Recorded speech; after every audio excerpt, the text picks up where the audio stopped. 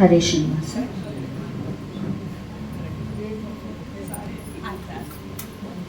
ಓಂ ಅಸತೋ ಮಾ ಸದ್ಗಮಯ ತಮಸೋ ಮಾ ಜ್ಯೋತಿರ್ಗಮಯ ಮೃತ್ಯೋರ್ಮಾ ಮೃತಂಗಮಯ. ಓಂ ಶಾಂತಿ ಶಾಂತಿ ಶಾಂತಿ.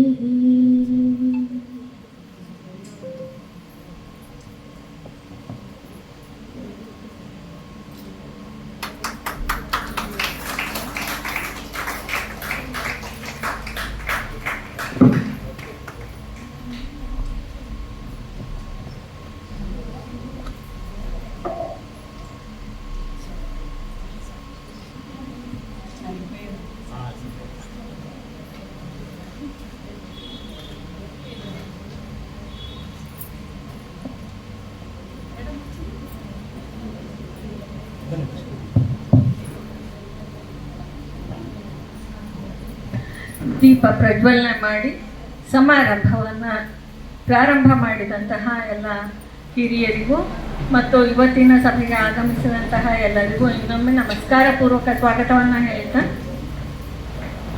ಈಗ ಡಾಕ್ಟರ್ ಸುರೇಶ್ ಪಾಟೀಲ್ ಅವರು ತಮ್ಮ ಉದ್ಘಾಟನಾ ಭಾಷಣವನ್ನು ಮಾಡ್ತಾರೆ.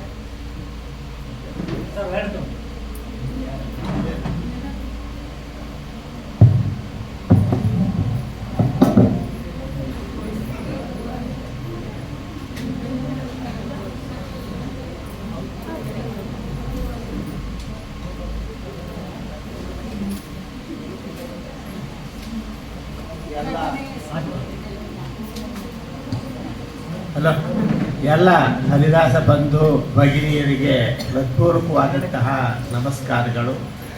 ಹರಿದಾಸರ ಸಂಘ ನನಗೆ ಇವತ್ತು ದೊರೆಯಿತು ಅಂತ ಹೇಳಿ ನಮ್ಮ ಎಲ್ಲ ಹರಿದಾಸರು ಖುಷಿಯಿಂದ ಹೇಳುವ ಹಾಗೆ ನಾನು ಕೂಡ ಹೇಳಬಹುದು. ಯಾಕೆ ಅಂದರೆ ಡಾಕ್ಟರ್ ಸುಧಾ ದೇಶಪಾಂಡೆ ಅವರು ನಾನು ಸ್ವಲ್ಪ ದಿವಸಗಳ ಕಾಲ ಶ್ರೀಪಾದರಾಜ ಮಠದೊಳಗೆ ದಾಸ ಸಾಹಿತ್ಯ ಪ್ರಾಜೆಕ್ಟ್ ಒಳಗೆ ಡೈರೆಕ್ಟರ್ ಆಗಿದ್ದೆ. ಆವಾಗ ಅವ್ರ ಪರಿಚಯ ಆಗಿತ್ತು. ಅವರು ಆಗ ಸುಧಾಮಾಮಿ ಅಂತಲೇ ಪ್ರಸಿದ್ಧರು. ನಾವೆಲ್ಲ ಸುಧಾಮಾಮಿ ಅಂದರೆ ಯಾರು ಇರ್ಬೋದು ಅಂತೇಳಿ ನಾನು ಕೇಳಿದೆ. ಅವ್ರು ಮಾತಾಡ್ತಾ ಇರುವಾಗ ಅವರು ಈ ಕಾರ್ಯಕ್ರಮದ ಆರಂಭೋತ್ಸವಕ್ಕೂ ಕೂಡ ನನ್ನನ್ನು ಆಹ್ವಾನಿಸಿದರು. ಈಗ ಮತ್ತೆ ಈ ಒಂದು ಮಹತ್ವದ ಕಾರ್ಯಕ್ರಮಕ್ಕೆ ನನ್ನನ್ನು ಕರೆದಿದ್ದಾರೆ. ಸುಮಾರು 1 ವರ್ಷದಿಂದ ನಾನು ನೇರವಾಗಿ ಅಲ್ಲದೆ ಹೋದರೂ ಪರೋಕ್ಷವಾಗಿ ಅವರ ಚಟುವಟಿಕೆಗಳನ್ನು ಗಮನಿಸ್ತಾ ಇದ್ದೀನಿ. ವೈಯಕ್ತಿಕವಾಗಿ ಅವರಿಗೆ ಒಂದೆರಡು ಆಘಾತಗಳಾದರೂ ಕೂಡ ಅವರು ಅದನ್ನು ಧೈರ್ಯದಿಂದ, ಯಾಕೆಂದರೆ ಹರಿದಾಸ ಸಾಹಿತ್ಯದ ವೈಶಿಷ್ಟ್ಯ ಅಂತಂದರೆ ಮನುಷ್ಯನ ಬದುಕಿನೊಳಗೆ ಇಂತಹ ಯಾವುದಾದರೂ ಹಾಗೇ ಆಗ್ತವೆ. ಮನುಷ್ಯ ಸಹಜವಾದದ್ದು. ಯಾಕೆಂದರೆ ಎಂಥ ದೈವಿ ಅಂಶಭೂತರಾದರೂ ಅವರೂ ಸಮಸ್ಯೆಗಳನ್ನು ಎದುರಿಸೇ ಬದುಕಿದವರು, ನಮಗೆ ದಾರಿ ತೋರಿಸಿದವರು. ಸೊ ಅಂಥ ಸಂದರ್ಭದೊಳಗೆ ನೆರವಿಗೆ ಬರ್ತಕ್ಕಂಥದ್ದು ಹರಿದಾಸ ಸಾಹಿತ್ಯ. ಅದನ್ನು ಕೂಡ ಈಗ ಅವರು ಪ್ರೂವ್ ಮಾಡಿದ್ದಾರೆ. ಅವ್ರ ಜೊತೆಗೆ ವೃಂದಾ ಸಂಗಮ ಇರ್ಬೋದು, ಶಾಂತಾರಗತ್ತಮ್ಮ ಅವರ ತಂದೆ ನಮಗೆ ತುಂಬ ಪರಿಚಿತರಾಗಿದ್ದರು. ಹಾಗಾಗಿ ನಮ್ಮ ಮನೆಗೆ ಕೂಡ ಬರ್ತಾಯಿದ್ರು ಅವರು. ಸೊ ಇನ್ನೂ ನನಗೆ ಎಲ್ಲರ ಹೆಸರು ಗೊತ್ತಿಲ್ಲ. ಈ ಸಂಸ್ಥೆಯನ್ನು ಅನೇಕ ಜನ ಗಟ್ಟಿ ಬೆಳೆಸ್ತಾ ಇದ್ದೀರಿ. ಇದಕ್ಕಾಗಿ ನಾನು ಕೂಡ ಒಂದು ರೀತಿ ಏನಾದರೂ, ಯಾಕೆಂದರೆ ಸದಸ್ಯನಾಗೋದಕ್ಕಾಗಲ್ಲ ನನ್ನ ಸೊ ಆದ್ದರಿಂದ ಬೇರೆ ರೀತಿಯಿಂದ ನಾನು ಕೂಡ ಇದರೊಳಗೆ ಭಾಗವಹಿಸುವುದಕ್ಕೆ ಇಷ್ಟಪಡ್ತೀನಿ. ನನ್ನ ಹೆಂಡತಿ ಸದಸ್ಯ ಆಗುವುದಕ್ಕೆ ಆಸಕ್ತರಾಗಿದ್ದಾಳೆ ಅಥವಾ ಆಗಿರಬೇಕು ಗೊತ್ತಿಲ್ಲ. ಮಾಧುರಿ ನಮ್ಮ ಅಣ್ಣನ ಮಗಳು. ಸೊ ಹೀಗಾಗಿ ನಮ್ಮ ಒಂದು ವಾತಾವರಣ ಇಲ್ಲಿ ಸೇರಿಕೊಂಡಿದೆ. ಇನ್ನು ಈ ಮೈತ್ರೇಯಿ ನನಗಿನ್ನೂ ಆಶ್ಚರ್ಯ ಆಯಿತು. ಮೇಡಮ್ ವೃಂದಾ ಸಂಗಮ ಅವರು ಮಾತಾಡ್ತಾ ಹೇಗೆ ಬೇರೆ ಬೇರೆ ಕಡೆ ವೆಬ್ಸೈಟು ಅದೆಲ್ಲ ಇದೆ. ನಿನ್ನೆ ಯಾವುದಕ್ಕೂ ಅಂತ ನಾನು ಜಿಪ್ ಚಾರ್ಟ್ ತೆಗೆದ್ರೆ ಅಲ್ಲಿ ನಾನು ಇದಕ್ಕಲ್ಲ, ನಾನು ಬೇರೆ ಏನೋ ನೋಡ್ಲಿಕ್ಕೆ ಹೋದರೆ ಅಲ್ಲಿ ಮಹಿಳಾ ಮೈತ್ರೇಯಿ ಸಂಘ ಅಂತ ಹೆಸರು ಬಂತು. ಅಷ್ಟರ ಮಟ್ಟಿಗೆ ಈ ಸಂಘ ಬೆಳೀತಾ ಇದೆ. ಇದು ಅತ್ಯಂತ ಖುಷಿಯ ವಿಚಾರ ಆಯಿತು. ಬಹುಶಃ ಒಂದು ಪ್ರಶ್ನೆ, ಯಾಕೆ ಇಷ್ಟೊಂದು ನಮ್ಮಲ್ಲಿ ಹರಿದಾಸ ಸಂಘಗಳಿವೆ, ಅದಕ್ಕೆ ಮಹಿಳಾ ಹರಿದಾಸ ಸಂಘವೇ ಆಗಬೇಕು? ಮೈತ್ರೇಯಿ ಸರಿ ಅತ್ಯಂತ ದೊಡ್ಡ ಸಾಧನೆಯನ್ನು ಮಾಡಿದಂತಹ, ವಿಶ್ವಕ್ಕೆ ವೇದ ಪ್ರಪಂಚಕ್ಕೆ ದೊಡ್ಡ ಕೊಡುಗೆಯನ್ನು ಕೊಟ್ಟರು. ಆದರೆ ನಮ್ಮಲ್ಲಿ ಮುಂಚೆಯಲ್ಲೂ ನಿಮಗೆಲ್ಲ ಗೊತ್ತಿರುವ ಹಾಗೆ ನಮ್ಮದು ಪುರುಷ ಪ್ರಧಾನ ಸಮಾಜ. ಏನಿದ್ರು ಗಂಡಸಿಗೆ, ನಮ್ಮಲ್ಲಿ ಕೆಲವು ಸ್ತ್ರೀ ಕುಟುಂಬಗಳು ಇರ್ಬೋದು, ಸ್ತ್ರೀ ಪ್ರಧಾನ ಕುಟುಂಬಗಳು, ಮಾತೃ ಸಂತಾನ ಬುಡಕಟ್ಟು ಅಂತೇಳಿ ಕರೀತಾರೆ. ಅವಿದ್ರೂ ಕೂಡ ಪ್ರಧಾನವಾಗಿ ನಾವು ಯಾವ ಒಂದು ಪರಂಪರೆಯಲ್ಲಿ ಬಂದಿದ್ದೀವಿ, ವೈದಿಕ ಪರಂಪರೆ, ಆ ಪರಂಪರೆಯಲ್ಲಿ ಪುರುಷ ಪ್ರಾಧಾನ್ಯತೆ ಇದೆ. ಏನಿದ್ರು ನಾವು ಯಾರು ಎಷ್ಟೇ ಹೇಳಿದರೂ ಕೂಡ ಅದು ಕಾಲಧರ್ಮ ಏನು ಮಾಡಲಿಕ್ಕಾಗಲ್ಲ. ಈಗ ಅದಕ್ಕಾಗಿ ನಾವು ಹರಳಿಸಿದ್ರೆ ಪ್ರಯೋಜನ ಇಲ್ಲ. ಕಾಲ ಬದಲಾಗ್ತಾ ಇದೆ. ಬದಲಾವಣೆಯನ್ನು ನಾವು ಎಲ್ಲರೂ ಸ್ವೀಕರಿಸಬೇಕು. ಗಂಡಸರು ಸ್ವೀಕರಿಸಬೇಕು, ಹೆಂಗಸರು ಸ್ವೀಕರಿಸಬೇಕು. ಹೆಂಗಸರು ಹೆಮ್ಮೆಯಿಂದ ಏನು ಬೇಡ, ಗಂಡಸರು ಮುಜುಗರದಿಂದ ಬೇಡ. ವಸ್ತುಸ್ಥಿತಿಯನ್ನು ನಾವು ಸ್ವೀಕರಿಸಬೇಕು. ಏನಿದ್ರು ನಮ್ಮಲ್ಲಿ ಹಿಂದೆ ಹೆಣ್ಣಿಗೆ 2ನೇ ದರ್ಜೆಯ ಸ್ಥಾನವನ್ನೇ ಕೊಟ್ಟಿದ್ದು. ಇದು ಆಚರಣೆಯೊಳಗೆ. ಆದರೆ ತಾತ್ವಿಕವಾಗಿ ಅವ್ರು ಹೇಳಿದ್ರಲ್ಲ, ಯತ್ರ ಯಾವುದು ನಾರ್ಯಸ್ತು ಪೂಜಂತೆ, ಸರಿ, ತಾತ್ವಿಕವಾಗಿ ಸರಿ. ನಮ್ಮಲ್ಲಿ ಸಮಸ್ಯೆ ಏನು ಅಂತಂದರೆ ನಾವು ಕಾಯ ವಾಚ ಮನಸ್ಸ ಅಂತ ಹೇಳ್ತೀವಿ. ನಾವು ವಾಚ ಏನು ಬೇಕಾದರೂ ಮಾತಾಡ್ತೀವಿ. ಯಾಕೆಂದರೆ ಅದಕ್ಕೇನು ಸಮಸ್ಯೆ ಇಲ್ಲ. ನಮ್ಮ ಮನಸ್ಸೊಳಗೆ ಏನು ಯೋಚನೆ ಮಾಡ್ತೀವಿ ಅಂತ ಯಾರಿಗೂ ಗೊತ್ತಾಗಲ್ಲ. ಮನಸ್ಸಿಗೆ ಏನಾದರೂ ಒಂದು ನಮ್ಮ ತಲೆಯೊಳಗೆ ಒಂದು ಕನ್ನಡಿ ಏನಾದರೂ ಆಗಿದ್ದರೆ, ಇವ್ರು ಏನೇನೋ ಮಾತಾಡ್ತಾ ಇದ್ದಾರೆ ಅಂತ ಬೇರೆಯವರು, ಅಥವಾ ಒಂದು ಮೈಕ್ ಇಟ್ಕೊಂಡ್ಬಿಟ್ಟಿದ್ರೆ ಅದು ಆಗಲ್ಲ. ಆದ್ದರಿಂದ ಮುಖ್ಯವಾಗಿ ಮನಸ್ಸು ಮನಸ್ಸಿನಲ್ಲಿ ನ್ಯಾಯವಾದದ್ದು ಹೊಳೆದು ಅದು ದೈಹಿಕವಾಗಿ ಅಂದರೆ ಕ್ರಿಯಾತ್ಮಕವಾಗಿ ಬರಬೇಕು. ಅಂಥ ಒಂದು ಕಾಲಘಟ್ಟದೊಳಗೆ ನಾವಿದ್ದೀವಿ. ಹಾಗೆ ನೋಡಿದರೆ ಹೆಂಗಸು ಅಥವಾ ಸ್ತ್ರೀ ಅತ್ಯಂತ ಮಹತ್ವದ ಒಂದು ಶಕ್ತಿಯ. ಯಾಕೆ ನೀವು ಮಹಿಳಾ ಹರಿದಾಸ ಸಂಘದ ಅಗತ್ಯ ಇದೆ ಅನ್ನೋದಕ್ಕಾಗಿ ನಾನು ನಿಮ್ಗೆ ಹೇಳ್ತಾ ಇದ್ದೀನಿ. ನಿಮಗೆಲ್ಲ ಪುರಂದರದಾಸರ ಕಥೆ ಗೊತ್ತಿದೆ. ಹೆಂಡತಿ ಸಂತತಿ ಸಾವಿರವಾಗಲಿ, ದಂಡಿಗೆ ಬೆತ್ತ ಹಿಡಿಸಿದ್ದಾರೆ. ಅದು ಅತ್ಯಂತ ಪ್ರಾಮಾಣಿಕವಾದ ಮಾತು ನೋಡಿ. ಅವರು ಆದ್ರಿಂದಲೇ ಅವರು ದಾಸರ. ಬಹುಶಃ ಅವರು ತುಂಬ ಚೆನ್ನಾಗಿ ಓದ್ಕೊಂಡಿದ್ದಿರ್ಬೋದು, ವೇದಶಾಸ್ತ್ರಾದಿಗಳನ್ನು ಅವ್ರು ತಿಳಿದಿದ್ದರು ಅಂತ ಹೇಳ್ತಾರೆ. ದುಡ್ಡಂತೂ ಬೇಕಾದಷ್ಟಿತ್ತು. ಆದರೆ ಈ ಮನ ಪರಿವರ್ತನೆ ಆಗಬೇಕಾದ್ರೆ ಹೆಂಡತಿನೇ ಬೇಕಾಯ್ತು ನೋಡಿ. ನಾವು ಎಷ್ಟೆಲ್ಲ ಅಂದರೆ ಇದು ಏನು ಸೂಚಿಸುತ್ತೆ, ಅನುಭವ. ಹೆಂಡತಿಯ ಜೊತೆಗೆ ಅವರು ಸಂಸಾರ ನಡೆಸ್ತಾ ಇರತಕ್ಕಂತಹ ಸಂದರ್ಭದಲ್ಲಿ ಅನುಭವ ವೇದ್ಯವಾಯಿತು. ಇದು ಕೇವಲ ಪುರಂದರದಾಸರಿಗಲ್ಲ, ಎಷ್ಟೋ ಜನಕ್ಕೂ ಆಗಿರಬಹುದು. ಆದರೆ ಅದನ್ನು ಅನೇಕರು ಅದನ್ನು ವ್ಯಕ್ತಪಡಿಸಲ್ಲ. ಹಾಗೆ ನಿಮಗೆ ಒಂದು ಸಂಶಯ ಬರುತ್ತೆ, ಹಾಗಿದ್ರೆ ಪುರಂದರದಾಸರ ಹೆಸರಿನೊಳಗೆ ಕೆಲವು ಕೀರ್ತನೆಗಳಿವೆ. ಹೆಂಡತಿ ಏನದು ಜೀವ ಹೆಂಡತಿ ಅಂತ ಒಂದಿದೆ. ಅದು ನನಗೆ ಅನುಮಾನ, ಅದು ಪುರಂದರದಾಸರ ಬರ್ತದ್ದಲ್ಲ. ಯಾವನೋ ಅಪ್ಪ ಹೆಂಡತಿಯ ಕಾಟಕ್ಕೆ ತಾಳಲಾರ್ದು. ಯಾಕಂದರೆ ಎಲ್ಲರೂ ಎಲ್ಲ ಥರದ ಜನರು ಇರ್ತಾರೆ. ಆ ಕೀರ್ತನೆ ಬರ್ದ ಅದನ್ನು ಪುರಂದರದಾಸರ ತಲೆಗೆ ಹಂಚ್ಕೊಳ್ಬಹುದು ಅಂತ ಸುಮಾರು ಸಾಧ್ಯತೆಗಳಿವೆ. ಯಾಕೆಂದರೆ ಪ್ರಕ್ಷಿಪ್ತಗಳು ಅಂತೇಳಿ ಕರಿತೀವಿ ನಾವು. ಆ ಭಾಷೆ ನೋಡಿದರೆ, ಶೈಲಿ ನೋಡಿದರೆ, ನಮ್ಮ ಪುರಂದರದಾಸರ ಸಂಸ್ಕಾರವನ್ನು ನೋಡಿದರೆ ಅವರು ಆ ಕೀರ್ತನೆಯನ್ನು, ನಾನಂತೂ ಹಂಗೆ ಅಂದ್ಕೊಂಡಿದ್ದೀನಿ, ಅವರು ಆ ಕೀರ್ತನೆಯನ್ನು ಬರೆಯೋದಕ್ಕೆ ಸಾಧ್ಯ ಇಲ್ಲ. ಅಥವಾ ಇನ್ನೊಂದು ಅವ್ರದ್ದೇ ಇದೆಯಲ್ಲ, ತಂಗಿಗೆ ಹೇಳಿದ ಕೃಷ್ಣ ಕರೆದು ಬುದ್ಧಿ, ಅದು ಆಗಿನ ಕಾಲದ ಆಚಾರ ವಿಚಾರ ನಂಬಿಕೆ ಇತ್ತು. ಈಗಲೂ ಕೂಡ ಅಂಥದ್ದಿದೆ. ಅಂದರೆ ಏನು ಅಂದರೆ ಹೆಣ್ಣು ಕಣ್ಣು ತೆರೆಸುವಂತಹ ಒಂದು ಕೆಲಸವನ್ನು ಉದ್ದಕ್ಕೂ ಮಾಡ್ಕೊಂಡು ಬಂದಿದ್ದಾಳೆ. ಆದರೆ ನಾವು ಬಹುಶಃ ಅಹಂಕಾರದಿಂದ ಅದನ್ನು ಒಪ್ಪಿಕೊಳ್ಳಿಲ್ಲ. ಯಾಕೆಂದರೆ ನಾವು ಹುಟ್ಟಿ ಬೆಳೀತಾನೆ ಗಂಡಸು ಅಂದರೆ ಬೇರೆಯವ್ರ ಬಳಿ ನಮ್ಮ ತಾಯಂದ್ರೆ ಹೆಣ್ಮಕ್ಕಳಿಗಿಂತ ಗಂಡು ಮಕ್ಕಳಿಗೆ ಹೆಚ್ಚಿನ ಪ್ರಾಮುಖ್ಯತೆಯನ್ನು ಕೊಡ್ತಾರೆ. ಅದು ತಪ್ಪು ಸರಿ, ನೀವು ಹೇಳಬೇಕು. ಯಾಕಂದ್ರೆ ನೀವು ತಾಯಂದ್ರೆ ಇದ್ದೀರಿ. ಬಹುಶಃ ನಾವು ಬಹಿರಂಗವಾಗಿ ಹೇಳಿದ್ರು ಕೂಡ ಅಂತರಂಗದೊಳಗೆ ಎಲ್ಲೋ ಒಂದು ಕಡೆಗೆ ಇವನು ನನ್ನ ಮಗ, ವಂಶೋದ್ಧಾರಕ, ನಾಳೆ ಸದ್ಗತಿಯನ್ನು ಕೊಡೋ ಅಂಥ ಭಾವನೆಗಳು ಇದ್ರೂ ಇರಬಹುದು. ಹಾಗಂತೇಳಿ ಹೆಣ್ಣನ್ನು ಕೀಳರಿಮೆಯಿಂದ ಕಾಣಬೇಕಾಗಿಲ್ಲ. ಈಗ ಯಾರೂ ಕಾಣ್ತಾ ಇಲ್ಲ. ನಾವಂತೂ ಈಗ ಹಾಗಿಲ್ಲ. ಹಿಂದೆ ನಮ್ಮ ತಾಯಿನೂ ಕೂಡ ಆ ಥರ ಮಾಡ್ತಾ ಇರಲಿಲ್ಲ. ಬಟ್ ಆದರೆ ಏನು ಅಂದರೆ ಸಮಾಜದೊಳಗೆ ಒಪ್ಪಿತವಾದಂತಹ ಮೌಲ್ಯಗಳನ್ನು ನಾವು ವಿರೋಧಿಸಲಿಲ್ಲ ಅಷ್ಟೇ.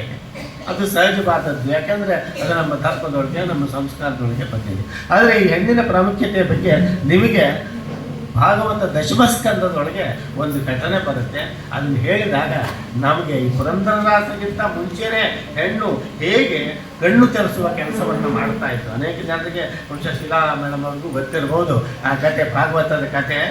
ನಿಮಗೆಲ್ಲ ಗೊತ್ತಿದೆ. ಕೃಷ್ಣ ಚಿಕ್ಕ ಆಗಿದ್ದಾಗ ಬಲರಾಮ ಕೃಷ್ಣ ಇಬ್ಬರು ಹಸುಗಳನ್ನು, ಯಾಕಂದರೆ ಅವರು ವೃತ್ತಿ ಅದು, ಹಸುಗಳನ್ನು ಕಾಯೋದಕ್ಕೆ ಅಂತ ಹೋಗ್ತಾ ಇರ್ತಾರೆ. ಹೋಗುವಾಗ ಬುತ್ತಿ ಕಟ್ಕೊಂಡು ಹೋಗ್ತಾ ಇರ್ತಾರೆ. ಒಂದು ದಿವಸ ಏನಾಗುತ್ತೆ, ಬೇಗನೆ ಹೊರಡ್ತಾರೆ ಅಲ್ಲ, ಅವಾಗ ಬುತ್ತಿ ಕಟ್ಕೊಳ್ಳಿಕ್ಕೆ ಆಗಲ್ಲ.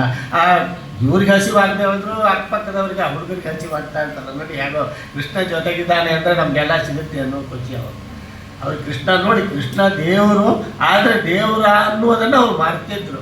ನಾವು ಕೂಡ ಅಷ್ಟೇನೆ, ನಮ್ಮ ಅಂತರ್ಯದೊಳಗೆ ದೇವರಿದ್ದಾನೆ, ಯಾಕೆಂದರೆ ನಮ್ಮ ಸಿದ್ಧಾಂತ ಹೇಳೋದು ಅದನ್ನೇನೆ, ಹೃದಯಾಂತರ್ಗತ ಅಂತಲೇ ಹೇಳ್ತೀವಿ ನಾವು. ನಾವು ಯಾವ್ಯಾವ ದೇವರನ್ನು ಕಲ್ಪನೆ ಮಾಡ್ಕೊತೀವಿ, ಆ ಹೃದಯಾಂತರ್ಗತ ಹನುಮ, ಭೀಮ, ಮಧ್ವ ಎಲ್ಲರೂ ನಮ್ಮ ಹೃದಯದೊಳಗೆ ಇದ್ದಾರೆ ಅನ್ನೋ ಸತ್ಯ ನಮಗೆ ಬೋಧನೆ ಆಗಿದೆ. ಆದರೆ ನಾವು ದಿನನಿತ್ಯ ಜೀವನದೊಳಗೆ ಅದನ್ನ ನೆನಪಿಟ್ಕೊಂಡು ಬದುಕೋದಕ್ಕೆ ಸಾಧ್ಯ ಇಲ್ಲ. ನಾವೇ ಆಗಿ ಎಲ್ಲ ನಾವು ಹಾಗೆ ಅವ್ರಿಗೆ ಕೃಷ್ಣ ದೇವರು ಅಂತ ಗೊತ್ತಿದ್ರೂ ಕೂಡ ಅವರು ಅವನ ಜೊತೆಗೆ ಸಲಿಗೆ ಅಂತಿದ್ರು. ಆದರೆ ಹೇಗೋ ಒಂದು ಮಾಡ್ತಾನೆ ಅಂತ ಅವ್ರು ಹೋದರು, ಸುತ್ತಾಡಿದ್ರು, ಬಾಯಾರಿಕೆ ಆಯಿತು. ಯಮುನಾ ನದಿಯೊಳಗೆ ರುಚಿಕರವಾದ ಸಮೃದ್ಧವಾದ ನೀರಿತ್ತು, ಅದನ್ನು ಕುಡಿದ್ರು. ಆದರೂ ಹೊಟ್ಟೆ ತುಂಬಲಿಲ್ಲ. ಆಗ ಹೇಳಿದ್ರು ಕೃಷ್ಣ ಹಸಿವು ಅಂತ. ಹಾಗೆ ಕೃಷ್ಣ ಹೇಳ್ದ, ಇಲ್ಲೇ ಹತ್ತಿರದೊಳಗೆ ಒಂದು ಬ್ರಾಹ್ಮಣರ ಆಶ್ರಮ ಇದೆ, ಅವರು ಯಜ್ಞವನ್ನು ಮಾಡ್ತಾ ಇದ್ದಾರೆ. ಯಾವುದಕ್ಕಾಗಿ ಯಜ್ಞ ಮಾಡ್ತಾ ಇದ್ದಾರೆ ಅಂದರೆ ಮುಕ್ತಿಗಾಗಿ, ಮೋಕ್ಷಕ್ಕಾಗಿ ಯಜ್ಞವನ್ನು ಮಾಡ್ತಾ ಇದ್ದಾರೆ. ತುಂಬ ವೇದವಿದರು. ಆ ಯಜ್ಞದ ಹೆಸರು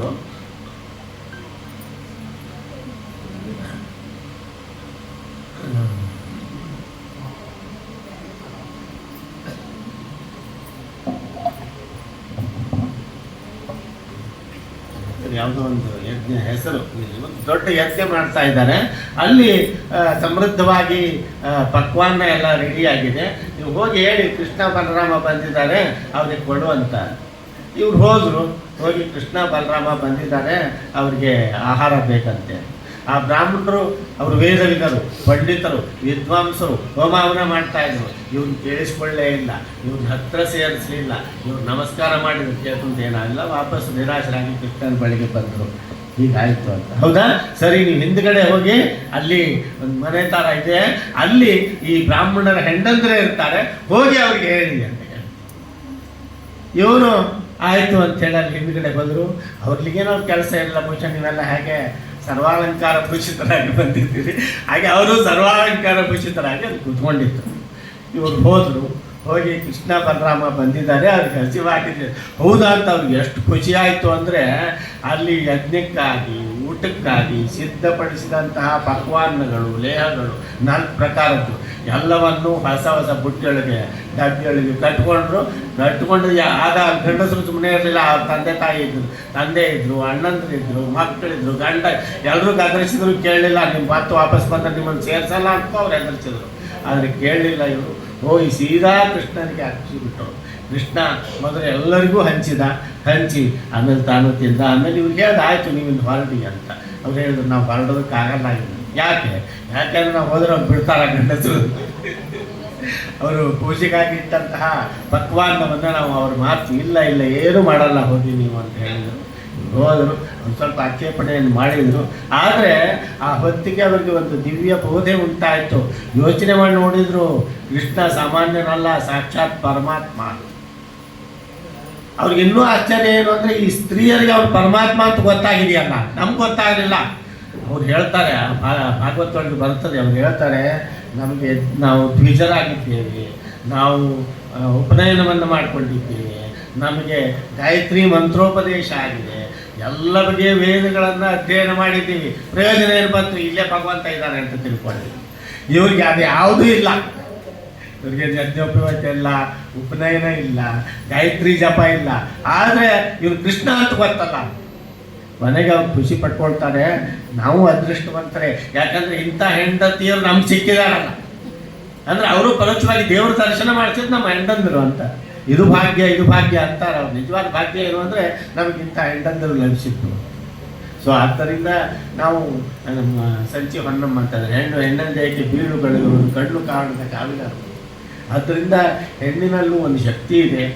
ಆ ಶಕ್ತಿಯನ್ನು ನೀವು ಬೇರೆಯವ್ರಿಗೆ ಗುರುತಿಸ್ತೇ ಹೋದ್ರೆ ನೀವೇ ಗುರುತಿಸ್ಬೇಕು. ನಮ್ಮ ಅಸ್ಮಿತೆ, ನಮ್ಮ ಒಳಗೆ ಏನಿದೆ, ನಮ್ಮತನ ಅಂತ ಏನಿದೆ, ಅದನ್ನು ನಾವೇ ಗುರುತಿಸಬೇಕು. ಆ ನಿಟ್ಟಿನೊಳಗೆ ಈ ಮೈತ್ರೇಯಿ ಮಹಿಳಾ ಸಂಘ ತುಂಬ ಅದ್ಭುತವಾದ ಅವರ ವರದಿಯನ್ನು ನಾನು ಕೇಳಿದೆ. ಒಂದು ವರ್ಷದೊಳಗೆ ಬಹುಶಃ ಇಷ್ಟು ಕೆಲಸ ಪ್ರತಿ ವರ್ಷ ಮಾಡ್ತಾ ಹೋದರೆ ಇದು ಯಾವುದಕ್ಕೂ ಕಡಿಮೆ ಇಲ್ಲ, ದೊಡ್ಡ ಸಂಸ್ಥೆಯಾಗಿ ಬೆಳೆಯಬಹುದು. ಈ ಸಂದರ್ಭದೊಳಗೆ ನಾನು ಒಂದೆರಡು ಸೂಚನೆಗಳನ್ನು ಕೊಡ್ತಾ ಇದ್ದೀನಿ. ಇವ್ರು ಹೇಳಿದರು, ನಮ್ಮಲ್ಲಿ ಬೇರೆ ಬೇರೆ ಹರಿದಾಸರ ಆರಾಧನೆಗಳು ನಡೀತಾ ಇವೆ. ಅದೇ ರೀತಿಯೊಳಗೆ ನೀವು ಮಹಿಳಾ ಹರಿದಾಸರ ಆರಾಧನೆಗಳು ನಡೆಯುವ ಹಾಗೆ ಒಂದು ವ್ಯವಸ್ಥೆ ಮಾಡಬೇಕು. ಇದೊಂದು ರೀತಿಯ ಏನಂತಾರೆ ಕ್ಲೇಮ್ ನಾವೇ ಮಾಡಬೇಕು. ಹೀಗೆ ನಮ್ಮಲ್ಲಿ ಏನಾಗ್ಬಿಟ್ಟಿದೆ ಅಂದರೆ ಇದು ಎಷ್ಟು ಜನಕ್ಕೆ ಇಷ್ಟ ಆಗ್ತಾ ಇಲ್ಲ ಗೊತ್ತಿಲ್ಲ, ಆದರೆ ನನಗೆ ಅನಿಸಿದ್ದನ್ನು ಹೇಳ್ತಾ ಇದ್ದೀನಿ. ನಮ್ಮ ಈ ಹರಿದಾಸರುಗಳನ್ನೆಲ್ಲ ಮಠದವರೇ ಹಿಡಿದು ಬಿಟ್ಟಿದ್ದಾರೆ. ಆದರೆ ಹರಿದಾಸರು ಸನ್ಯಾಸಿಗಳಲ್ಲ, ಹರಿದಾಸರು ಗೃಹಸ್ಥರೇ, ಸಂಸಾರಿಗಳಾಗಿದ್ದವರು. ಪುರಂದರದಾಸರು ದಾಸರಾದರೂ ಅವ್ರ ಜೊತೆಗೆ ಅವ್ರ ಹೆಂಡತಿ ಮಕ್ಕಳು ಇದ್ರು. ಅದು ಇರ್ತಾರೆ, ಅದು ಇರಬೇಕು, ಇಲ್ಲದಿರಬೇಕು ಅಂತ. ಆದ್ದರಿಂದ ನಾವು ಈ ಹರಿದಾಸರನ್ನು ಹೆಚ್ಚು ಪಾಪ್ಯುಲರೈಸ್ ಮಾಡಬೇಕು, ಅದು ಮಾಡಲೇಬೇಕು. ನಮ್ಮ ಬಗ್ಗೆ ಈಗ ಮಾಧುರಿ ನಮ್ಮ ಬಗ್ಗೆ, ಬಟ್ ನಮ್ಮ ಬಗ್ಗೆ ಯಾವುದೂ ಹೇಳಲಿಲ್ಲ ಅಂದರೆ ನಾವೇ ಹೇಳ್ಕೊಬೇಕಾಗುತ್ತೆ ಎಷ್ಟೋ ಸಂದರ್ಭದೊಳಗೆ. ನಾನು ಹೀಗೆ ಅದೇ ರೀತಿಯೊಳಗೆ ಈಗ ಹರಿದಾಸರ ವಿಶೇಷವಾಗಿ ನಾವು ಮಹಿಳಾ ಹರಿದಾಸರ ಬಗ್ಗೆ ಆ ಕೆಲಸ ಮಾಡಬೇಕಾಗಿದೆ. ನಮ್ಗೆ ಗೊತ್ತಿಲ್ಲ ಎಷ್ಟೊಂದು ಜನ ಇದ್ದಾರೆ, ಎಷ್ಟೊಂದು ಸಾಧನೆ ಮಾಡಿದ್ದಾರೆ. ಆಗ ನೋಡಿದರೆ ಮಧ್ವಾಚಾರ್ಯರ ಸೋದರಿ ಕಲ್ಯಾಣಿ ದೇವಿ ಅಂತೇಳಿ ಆಕೆ ಸಂಸ್ಕೃತದೊಳಗೆ ಕೀರ್ತನೆಯನ್ನು ರಚಿಸಿದ್ದಾರೆ. ನಾನೊಂದೆರಡು ಕೀರ್ತನೆಗಳನ್ನು ನೋಡಿದ್ದೀನಿ. ಬಹುಶಃ ಅವರು ದಾಸಾಹಿತ್ಯವನ್ನು ಆರಂಭಿಕರಾಗಿರಬಹುದು ಅಂತ ಅನುಮಾನ. ಕೆಲವು ಸಾರಿ ಅನುಮಾನ ಏನಾಗುತ್ತೆ ಅಂದರೆ ಅನುಮಾನವನ್ನೇ ಹುಡ್ಕೊಂಡು ಹೋಗ್ಬೇಕು ನಾವು, ಆವಾಗ ನಮ್ಗೆ ಸತ್ಯ ದರ್ಶನ ಆಗುತ್ತೆ. ಅದೇ ರೀತಿ ತ್ರಿವಿಕ್ರಮ ಪಂಡಿತಾಚಾರ್ಯರ ಮಗಳು, ಆಕೆ ಹೆಸರು ಕೂಡ ಕಲ್ಯಾಣಿ ದೇವಿ ಅಂತ, ಆಕೆನೂ ರಚನೆ ಮಾಡಿದ್ದಾಳೆ ಅಂತ ಹೇಳ್ತಾರೆ. ಪುರಂದರದಾಸರ ಹೆಂಡತಿ ಸರಸ್ವತಿ ಕೂಡ, ಯಾಕಂದರೆ ಅವ್ರ ಜೊತೆಗೇ ಇದ್ದವರು, ಪುರಂದರದಾಸರಿಗೆ ಪ್ರೇರಣೆಯನ್ನು ಕೊಟ್ಟವರು, ಅವರೂ ಕೂಡ ಕೀರ್ತನೆಯನ್ನು ರಚನೆ ಮಾಡಿರ್ಬೋದು ಅಂತ ಹೇಳ್ತಾರೆ. ರಾಘವೇಂದ್ರ ಸ್ವಾಮಿಗಳ ತಾಯಿ ಗೋಪಿಕಾಂಬ ಕೂಡ ಕೀರ್ತನೆಗಳನ್ನು ರಚಿಸಿರಬಹುದು ಅಂತ. ಆದರೆ ನಮ್ಮಲ್ಲಿ ಅದನ್ನು ಪ್ರಕಾಶನಗೊಳಿಸುವಂಥ, ಪ್ರಕಾಶನ ಅಂದರೆ ಪಬ್ಲಿಷಿಂಗ್ ಅಂತ ಅಲ್ಲ, ಪ್ರಚಾರಗೊಳಿಸದೇ ಇರತಕ್ಕಂಥ ಒಂದು ವ್ಯವಸ್ಥೆ ಇತ್ತು. ಆಮೇಲೆ ನಿಮ್ಗೆ ಗೊತ್ತಿರ್ಬೋದು, ಶ್ರೀಪಾದರಾಜರ ಒಂದು ಕೀರ್ತನೆಯೊಳಗೆ ಅಂಗಡಿಯರೆಲ್ಲ ಸೇರಿ ಹಾಡು ಕುಣಿತಾ ಇದ್ರು, ಹಾಡು ಹೇಳ್ತಾರೆ. ಅಂದರೆ ಬಹುಶಃ ಅವ್ರು ರಚನೆ ಮಾಡಿರ್ಬೋದು ಹಾಡುಗಳನ್ನ ಆ ಕಾಲಕ್ಕಾಗಿ. ಅಂಥದ್ದನ್ನೆಲ್ಲ ಒಂದು ಸಂಶೋಧನಾತ್ಮಕವಾದ ದೃಷ್ಟಿಯಿಂದ ನೋಡುವ ಕೆಲಸವನ್ನು ಈ ಸಂಘ ಮುಂದಾಳತ್ವವನ್ನು ವಹಿಸಿ ಮಾಡಬೇಕು. ಅದೇ ರೀತಿ ನಾನು ಹೇಳಿದ ಹಾಗೆ ಆರಾಧನೆಗಳಿಗೆ ಸಂಬಂಧಪಟ್ಟಾಗ ಇದೊಂದು ಕ್ಲೇಮ್ ಮಾಡಬೇಕು. ನಾವು ಯಾರ್ಯಾರು ಆರಾಧನೆ ಆಗದೆ ಹೋದರೆ ಅವರ ಜನ್ಮದಿನ ಅಂತ ಅದನ್ನು ಮಾಡೋಣ, ಆ ಥರ ಒಂದು ಮಾಡಿ ಅದು ಪ್ರಚಾರ ಕೊಡಬೇಕು.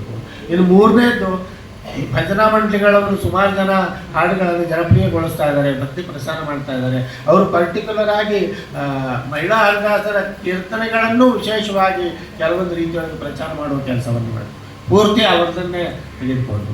ಅಷ್ಟು ಮಾತ್ರ ಅಲ್ಲ, ಸಂಗೀತ ಕಚೇರಿಗಳಲ್ಲಿ ಈ ಮಹಿಳಾ ಹರಿದಾಸರ ಕೀರ್ತನೆಗಳನ್ನು ಬಳಸುವ ಹಾಗೆ ನಾವು ಹಕ್ಕೊತ್ತಾಯ ಮಾಡಬೇಕು. ಹೀಗೆ ಮಾಡುವುದಕ್ಕೆ ಸಾಕಷ್ಟು ಅವಕಾಶ ಇದೆ. ಇಲ್ಲಿ ಅವಕಾಶ ಅನ್ನೋದಕ್ಕಿಂತ ಹೆಚ್ಚಾಗಿ ಅವರಿಗೆ ಅರ್ಹತೆ ಇದೆ, ಅವರ ಯೋಗ್ಯತೆ ಇದೆ ಅಂತ ಕೀರ್ತನೆಗಳನ್ನು ಅಭ್ಯಾಸ ಮಾಡಿ ನಾವು ಅವುಗಳನ್ನು ಪ್ರಚುರಪಡಿಸುವುದಕ್ಕೆ ಸಹಾಯ ಮಾಡಬೇಕು ಅನ್ನೋದು ನನ್ನ ಆಶಯ. ಬಹುಶಃ ಇವತ್ತಿಷ್ಟು ಸಾಕು ಅಂತ ಹೇಳಿ ಕಾಣಿಸುತ್ತೆ. ಈ ಸಂದರ್ಭದೊಳಗೆ ನನ್ನನ್ನು ಕರೆದು ವಿಶೇಷವಾದ ಸನ್ಮಾನ ಮಾಡಿದ್ದಕ್ಕೆ, ಪ್ರೀತಿ ವಾತ್ಸಲ್ಯವನ್ನು ತೋರಿಸಿದ್ದಕ್ಕೆ, ಇದಕ್ಕೆ ಕಾರಣಕರ್ತರಾದಂತಹ ಸುಧಾ ದೇಶಪಾಂಡೆ ಇರ್ಬೋದು, ಜಯರಾಜ್ ಇರ್ಬೋದು, ವೃಂದಾ ಸಂಗಮ್ ಇರ್ಬೋದು, ಶಾಂತಾ ಭಗವತ್ತು, ಇನ್ನು ಯಾರ್ಯಾರಿದ್ದಾರೆ ಎಲ್ಲರಿಗೂ ನನ್ನ ಧನ್ಯವಾದಗಳನ್ನು ಅರ್ಪಿಸಿ ಎರಡು ಮಾತುಗಳನ್ನು ಮುಗಿಸ್ತೀನಿ. ಧನ್ಯವಾದಗಳು ಡಾಕ್ಟರ್ ಸುರೇಶ್ ಪಾಟೀಲ್ ಅವರಿಗೆ. ಸರ್, ಗಮನಕ್ಕೆ ಒಂದು ವಿಷಯನ ತರ್ತೀವಿ. ನಮ್ಮ ಧ್ಯೇಯೋದ್ದೇಶಗಳಲ್ಲಿ ಅದೂ ಒಂದು ಗುರಿಯಾಗಿದೆ.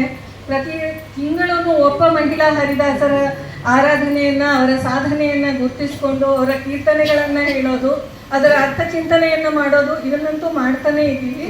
ಆರಾಧನೆಗಳನ್ನು ಮಾಡೋ ಪ್ರಯತ್ನಗಳನ್ನು ಮಾಡ್ತೀವಿ ಮುಂದಿನ ದಿನಗಳಲ್ಲಿ ಅಂತ ಹೇಳ್ತಾ, ತಮ್ಮ ಅಮೂಲ್ಯ ಸಲಹೆಗಳು ಮತ್ತು ನಮ್ಮೊಂದಿಗೆ ಅತ್ಯಂತ ಸುಲಭವಾಗಿ ಬೆರೆತು ನಮಗೆ ನಮ್ಮವರೇ ಆಗಿ ಒಂದೆರಡು ಕಿವಿಮಾತುಗಳನ್ನು ಹೇಳಿದ್ರಿ. ಅದಕ್ಕಾಗಿ ನಿಮಗೆ ಧನ್ಯವಾದಗಳನ್ನು ಹೇಳ್ತೀನಿ. ವೈಯಕ್ತಿಕವಾಗಿ ಹೇಳೋದೇನೆಂದರೆ, ಹೆಸರು ವಾಗ್ದೇವಿ ಗಮಕ ಕಲಾ ಪರಿಷತ್ನ ಅಧ್ಯಕ್ಷರು, ನಾನು ಅದರ ಸದಸ್ಯರು ಕೂಡ. ಸ್ಲೀಪಿಂಗ್ ಪಾರ್ಟ್ನರ್ ಒಂದು 4 ಸರ್ತಿ ಅಷ್ಟೇ ಅರ್ಥಾನುಸಂಧಾನ ಮಾಡಿದ್ದು.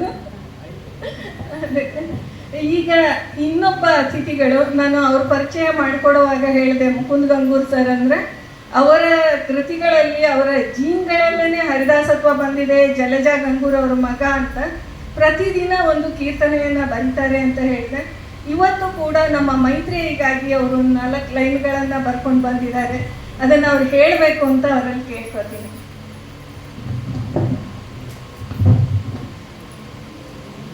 ಶ್ರೀ ಗುರುಭ್ಯೋ ನಮಃ. ಹರಿ ಓಂ. ವೇದಿಕೆಯ ಮೇಲಿರುವ ಹಾಗೂ ಮಂಟಪದಲ್ಲಿರುವ ಎಲ್ಲ ಗಣ್ಯರಿಗೆ ನಮಿಸುತ್ತಾ,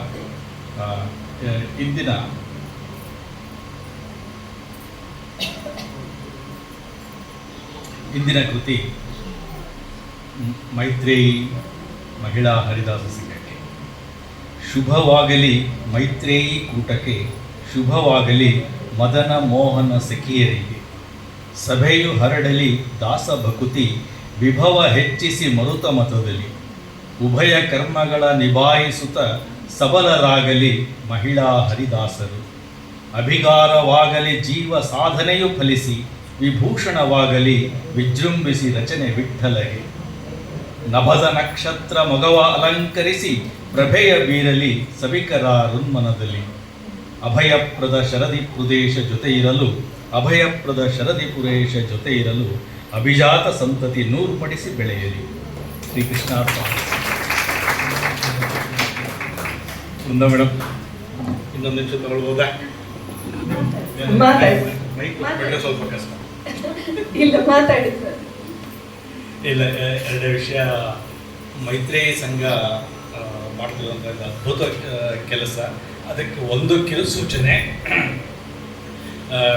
ಕರ್ನಾಟಕ ಸಾಹಿತ್ಯ ಅಕಾಡೆಮಿಯಲ್ಲಿ ಅಮ್ಮ ಶ್ರೀಮತಿ ಜಲಜಾ ಶ್ರೀಪತಿ ಆಚಾರ್ಯ ಗಂಗೂರು ಅವರ ಹೆಸರಲ್ಲಿ ಒಂದು ದತ್ತಿ ನಿಧಿ ಇದೆ.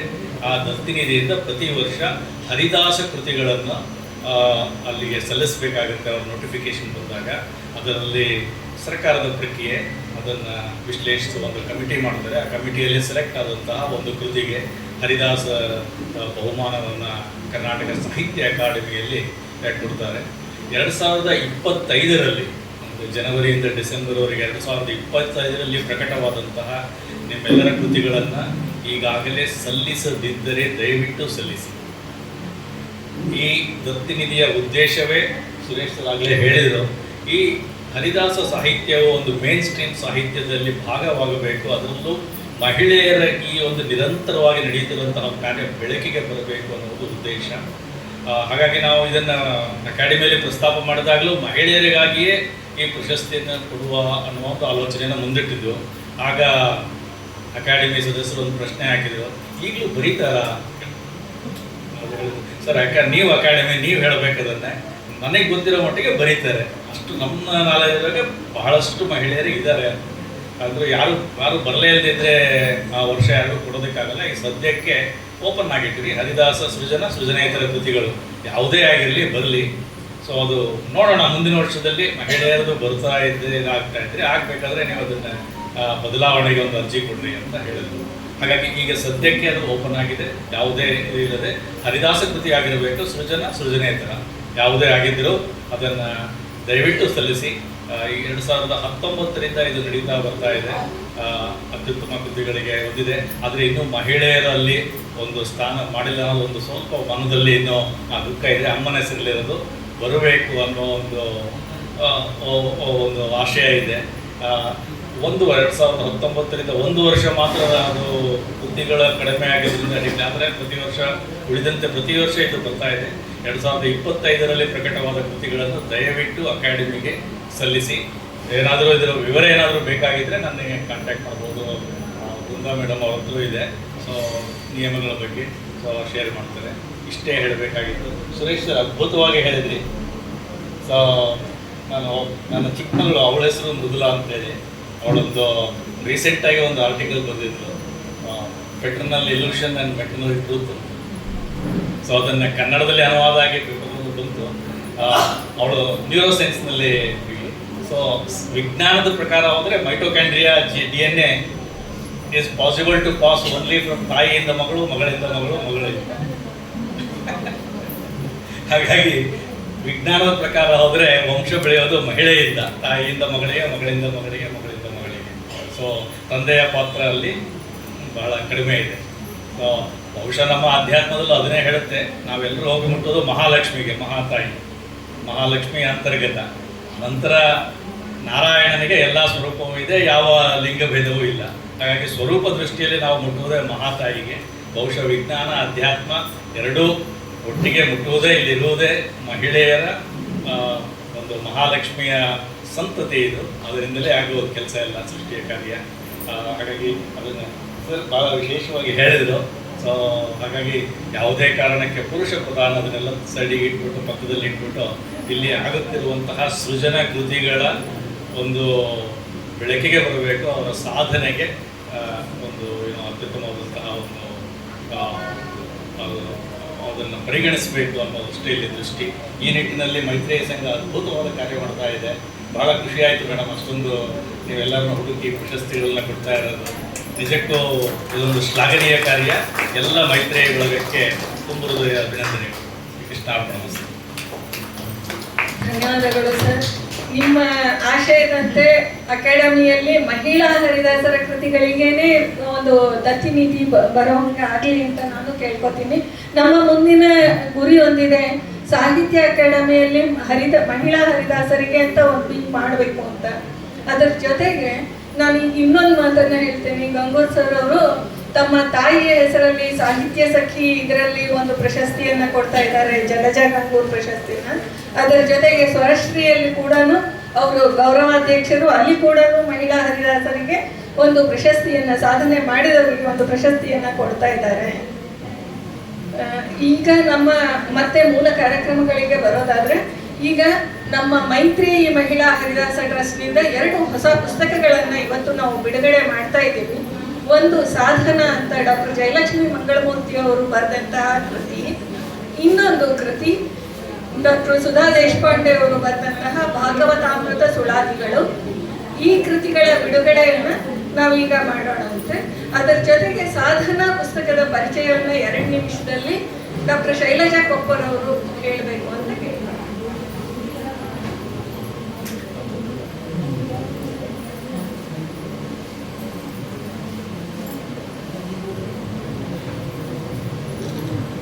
ಪುಸ್ತಕಗಳನ್ನ ಏಕಕಾಲದಲ್ಲಿ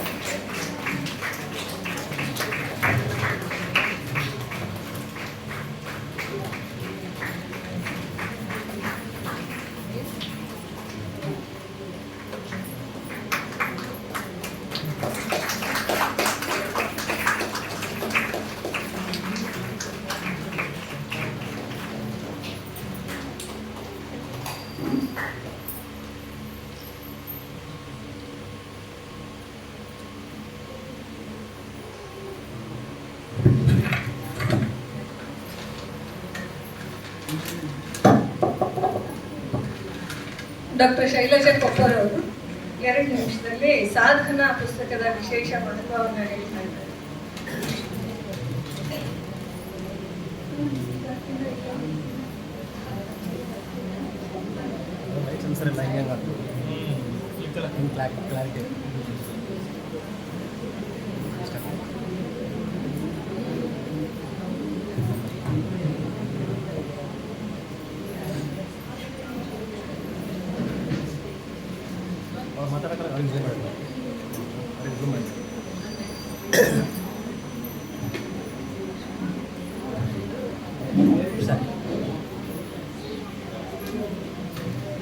ಎಲ್ಲರಿಗೂ ನಮಸ್ಕಾರ. ವೇದಿಕೆಯ ಮೇಲಿನ ಹಿರಿಯರಿಗೆ ಹಾಗೂ ವೇದಿಕೆಯ ಕೆಳಗಿನ ಸಹೋದರ ಸಹೋದರಿಯರಿಗೆ ನನ್ನ ಪ್ರಣಾಮಗಳು. ಡಾಕ್ಟರ್ ಜಯಲಕ್ಷ್ಮಿ ಮಂಗಳಮೂರ್ತಿ ನನ್ನ ದೊಡ್ಡ ಅಕ್ಕ, ಹಿರಿಯ ಅಕ್ಕ ಅಂತ ಹೇಳ್ಕೊಳ್ಳೋದಕ್ಕೆ ನನಗೆ ಬಹಳ ಹೆಮ್ಮೆ ಅನಿಸುತ್ತೆ. ಅವರು ಇಲ್ಲಿ ಇರಬೇಕಾಗಿತ್ತು ಈಗ, ಆದರೆ ಅನಿವಾರ್ಯ ಕಾರಣಗಳಿಂದ ಅನಾರೋಗ್ಯದಿಂದಾಗಿ ಅವರಿಗೆ ಸಾಧ್ಯ ಆಗಿಲ್ಲ. ಹಾಗಾಗಿ ಅವರ ಈ ಗಾಂಭೋಗಗಳ ಒಂದು ಸಂಕಲನ ಇದು ಸಾಧನಾ. ಇದನ್ನು ಪರಿಚಯಿಸುವಂಥ ಒಂದು ಸೌಭಾಗ್ಯ ನನಗೆ ಇವತ್ತು ಸಿಕ್ಕಿದೆ. ನನಗೆ ಮೇಲೆ ಹತ್ತಿ ಬರಲಿಕ್ಕೆ 1 ನಿಮಿಷ ಆಗಿದೆ. ಒಂದು ನಿಮಿಷದ ಬೋನಸ್ ಅನ್ನು ತಗೊಳ್ತೀನಿ ಅಂತ ಹೇಳಿ ಈ ಪುಸ್ತಕವನ್ನು ತಮಗೆ ನಾನು ಪರಿಚಯಿಸಲಿಕ್ಕೆ ತುಂಬ ಸಂತೋಷ ಪಡ್ತಾ ಇದ್ದೇನೆ. ಸಾಧನ ಹೆಸರ ಹೇಳುವ ಹಾಗೆ ಇದು ಉಪಾಸಕರ ಸಾಧಕರ ಒಂದು ಕೈಪಿಡಿಯಾಗಿದೆ ಅಂತ ಹೇಳುವುದಕ್ಕೆ ನನಗೆ ಬಹಳ ಸಂತೋಷ ಅನಿಸುತ್ತೆ. 26 ಉಗಾಭೋಗಗಳು ಈ ಸಂಕಲನದಲ್ಲಿ ಇದೆ, ಈ ಪುಸ್ತಕದಲ್ಲಿ ಇವೆ. ಈ ಉಗಾಭೋಗಗಳಲ್ಲಿ ಜಯಲಕ್ಷ್ಮೀ ಮಂಗಳಮೂರ್ತಿಯವರು ಮಧ್ವ ಮತ ಸಿದ್ಧಾಂತದ ಪ್ರಕಾರ ಭಗವಂತನ ಸ್ವರೂಪವನ್ನ ಅವರು ಹಾಡಿ ಹೊಗಳಿದ್ದಾರೆ, ಸ್ತುತಿಸಿದ್ದಾರೆ, ವರ್ಣಿಸಿದ್ದಾರೆ. ಈ ಉಗಾಭೋಗಗಳಲ್ಲಿ ಇದು ನಮ್ಮ ಆಧುನಿಕ ದಾಸ ಸಾಹಿತ್ಯದ ಪರಂಪರೆ ಅಂತ ನಾವೇನು ಗುರುತಿಸ್ತೇವೆ, ವಿಜಯದಾಸರಿಂದ 2ನೇ ಘಟ್ಟ, ಅದಕ್ಕೆ ಅನುಸಾರವಾಗಿ ಶಾಸ್ತ್ರೀಯವಾದಂತಹ ಮತ್ತು ತಾತ್ವಿಕವಾದಂತಹ ಚಿಂತನೆ ಇಲ್ಲಿ ಇದೆ. ಇಲ್ಲಿ ಭಗವಂತನನ್ನ ಅವನು ಪರಂಜ್ಯೋತಿ, ಏಕವೋ ಅವನೇ, ಅನೇಕವೋ ಅವನೇ, ಶ್ಯಾಮಸುಂದರ ಮೂರ್ತಿ, ಶಬಲ ಮೂರ್ತಿ, ಷಡಧಿಕ 20 ಆವರಣಗಳನ್ನ ಮತ್ತು ಅವನು ಶಾಸ್ತ್ರಯೋನಿ ಎನಿಸಿದ್ದಾನೆ. ಹೀಗೆ ಶ್ರೀಹರಿಯನ್ನ ಅವನ ನಾನಾ ರೂಪ ಗುಣಗಳಿಂದ ಅರಿತು ಉಪಾಸನೆ ಮಾಡುವಂತಹ ಒಂದು ವಿವರಣೆಯನ್ನ ಈ ಉಗಾಭೋಗಗಳು ಇಲ್ಲಿ ನೀಡ್ತವೆ. ಇಲ್ಲಿ ವಿಶೇಷ ಏನು ಅಂದ್ರೆ ಉಗಾಭೋಗಗಳನ್ನು ರಚಿಸಿದ ಜಯಲಕ್ಷ್ಮಿಯವರೇ ಅವುಗಳಿಗೆ ವಿವರಣೆಗಳನ್ನು ಕೂಡ ಅವರೇ ಬರೆದಿದ್ದಾರೆ. ಹಾಗಾಗಿ ಉಗಾಭೋಗಗಳಲ್ಲಿ ಕಾವ್ಯ ಸೌಂದರ್ಯವನ್ನು ನಾವು ಪಡೆದುಕೊಂಡ್ರೆ ವಿವರಣೆಗಳಲ್ಲಿ ಗದ್ಯಾತ್ಮಕವಾದಂತಹ ತಾತ್ವಿಕವಾದಂತಹ ಶಾಸ್ತ್ರೀಯವಾದಂತಹ ಒಂದು ಜ್ಞಾನ ನಮ್ಮದಾಗ್ತದೆ. ಆ ದೃಷ್ಟಿಯಿಂದ ಈ ಉಪಾಸನೆಯನ್ನ ಮಾಡ್ತಕ್ಕಂತಹ ಒಂದು ಕಾವ್ಯಾಭಿವ್ಯಕ್ತಿ ಇಲ್ಲಿ ಇದೆ. ಅದಕ್ಕೆ ಸಾಕಷ್ಟು ಉದಾಹರಣೆಗಳನ್ನು ನಾನು ಇಲ್ಲಿ ಇಟ್ಕೊಂಡಿದ್ದೆ, ನಾನು ಅಷ್ಟನ್ನು ಹೇಳುವುದಿಲ್ಲ. ಕಾವ್ಯಾತ್ಮಕ ಅಭಿವ್ಯಕ್ತಿಗೆ 1-2 ಸಾಲುಗಳನ್ನು ನೋಡಬಹುದು. ಸಸಿಗಳಿಗೆ ಬಿಸಿ ನೀರು ಹೊಯ್ದವರುಂಟೆ, ಶಿಶುಗಳಿಗೆ ಬಸಿರೇ ವಿಷವಾಗುವುದುಂಟೆ, ವಸುಧೆಯುಳು ಬೀಜಗಳೆಲ್ಲವ ವಸುಧೆ ಹುಸೆಗೊಳಿಸುವುದುಂಟೆ. ಹೀಗೆ ಕಾವ್ಯಮಯವಾದಂತಹ ಅಭಿವ್ಯಕ್ತಿಗಳೊಂದಿಗೆ ಇಲ್ಲಿ ಮತ್ತೊಂದು ವಿಶೇಷವಾದದ್ದು ಅಂದ್ರೆ ಆರ್ತವಾದಂತಹ ಪ್ರಾರ್ಥನೆ. ನಾವು ಭಗವಂತನೆದುರು ನಿಂತಾಗ ನಮ್ಮ ಪ್ರಾರ್ಥನೆ ಯಾವ ಬಗೆಯದ್ದಾಗಿರಬೇಕು ಅನ್ನೋದಕ್ಕೆ ಇಲ್ಲಿ ಇರ್ತಕ್ಕಂತಹ ಮಾತುಗಳನ್ನು ಗಮನಿಸಬೇಕಾಗುತ್ತೆ. ನಾವು ಕಾರುಣ್ಯ ಮೂರ್ತಿಯೇ, ದುರಿತ ನಿವಾರಣ, ಧ್ಯಾನ ಗೋಚರವಾಗು, ಅರಲವವೂ ನಿನ್ನ ಪಾದ ಪದ್ಮಗಳ ಧ್ಯಾನದ ವಿಸ್ಮರಣೆ ನೀಡದಿರುತ್ತದೆ, ಸಾಧನದ ಮತಿಯ ಸೆರಗೊಡ್ಡಿ ಬೇಡು. ಹೀಗೆ ಇಲ್ಲಿ ಬರ್ತಕ್ಕಂತಹ ಪ್ರಾರ್ಥನೆಗಳು ಕೂಡ ನಮ್ಮನ್ನ ಬಹಳಷ್ಟು ರೋಮಾಂಚನಗೊಳಿಸತಕ್ಕಂಥ ಹೃದಯ ಸ್ಪರ್ಶಿಯಾಗುತ್ತೆ. ಇನ್ನು ಈ ಉಗಾಭೋಗಗಳ ವಿವರಣೆ ಹಿನ್ನೆಲೆಯಲ್ಲಿ ಅಪಾರವಾದ ಒಂದು ಆಳವಾದ ಅಧ್ಯಯನ ಇದೆ. ವೇದೋಪನಿಷತ್ತುಗಳು, ಬ್ರಹ್ಮಸೂತ್ರಗಳು, ಮೂಲ ರಾಮಾಯಣ ಮಹಾಭಾರತ, ಪಂಚರಾತ್ರ, ಆಗಮಗಳು, ಭಗವದ್ಗೀತೆ, ಮಧ್ವಾಚಾರ್ಯರ ತಾತ್ಪರ್ಯ ನಿರ್ಣಯ ಗ್ರಂಥಗಳು, ಇತ್ಯಾದಿ ಹರಿದಾಸ ಸಾಹಿತ್ಯ, ಇಷ್ಟೆಲ್ಲ ಇದೆ. ಇದರಲ್ಲಿ ಮತ್ತೊಂದು ಮಹತ್ವದ ಅಂಶ ಏನು ಅಂದ್ರೆ ಅನೇಕ ಬಗೆಯ ಉಪಾಸನಾ ವಿಧಾನಗಳನ್ನ ಇಲ್ಲಿ ಹೇಳಿದ್ದಾರೆ. ಹುಟ್ಟುಗಳನ್ನು ಬಿಟ್ಟುಕೊಟ್ಟಿದ್ದಾರೆ ಅಂತ ನನಗೆ ಅನಿಸೋದು. ಅಂದ್ರೆ ಒಂದು ಉದಾಹರಣೆ, ನಮ್ಮ ದೇಹದ ದಶೇಂದ್ರಿಯಗಳಲ್ಲಿ ಪರಮಾತ್ಮನ ದಶರೂಪ ಚಿಂತನೆಯನ್ನ ಮಾಡುವುದು, ಇದು ಒಂದು ಉಪಾಸನಾ ವಿಧಾನ. ಹಾಗೆಯೇ ಪರಮಾತ್ಮನು ಸುಖಜ್ಞಾನಾದಿಗಳೆಲ್ಲಕ್ಕೂ ಸೃಷ್ಟಿಕರ್ತನು ಮತ್ತು ಸರ್ವ ಸಂಹಾರಕರ್ತನು ಅನ್ನುವ 2 ವಿಧದ ಅಂಶಗಳ ಉಪಾಸನೆಯು ಮೋಕ್ಷವೆಂಬ ಒಂದೇ ಪುರುಷಾರ್ಥಕ್ಕೆ ಸಾಧನ ಅನ್ನುವಂತಹ ಒಂದು ಉಪಾಸನೆಯನ್ನು ಕೂಡ ನಾವು ಮಾಡಬೇಕು ಅನ್ನೋದನ್ನ ಅಲ್ಲಿ ಅವರು ತಿಳಿಸ್ತಾರೆ.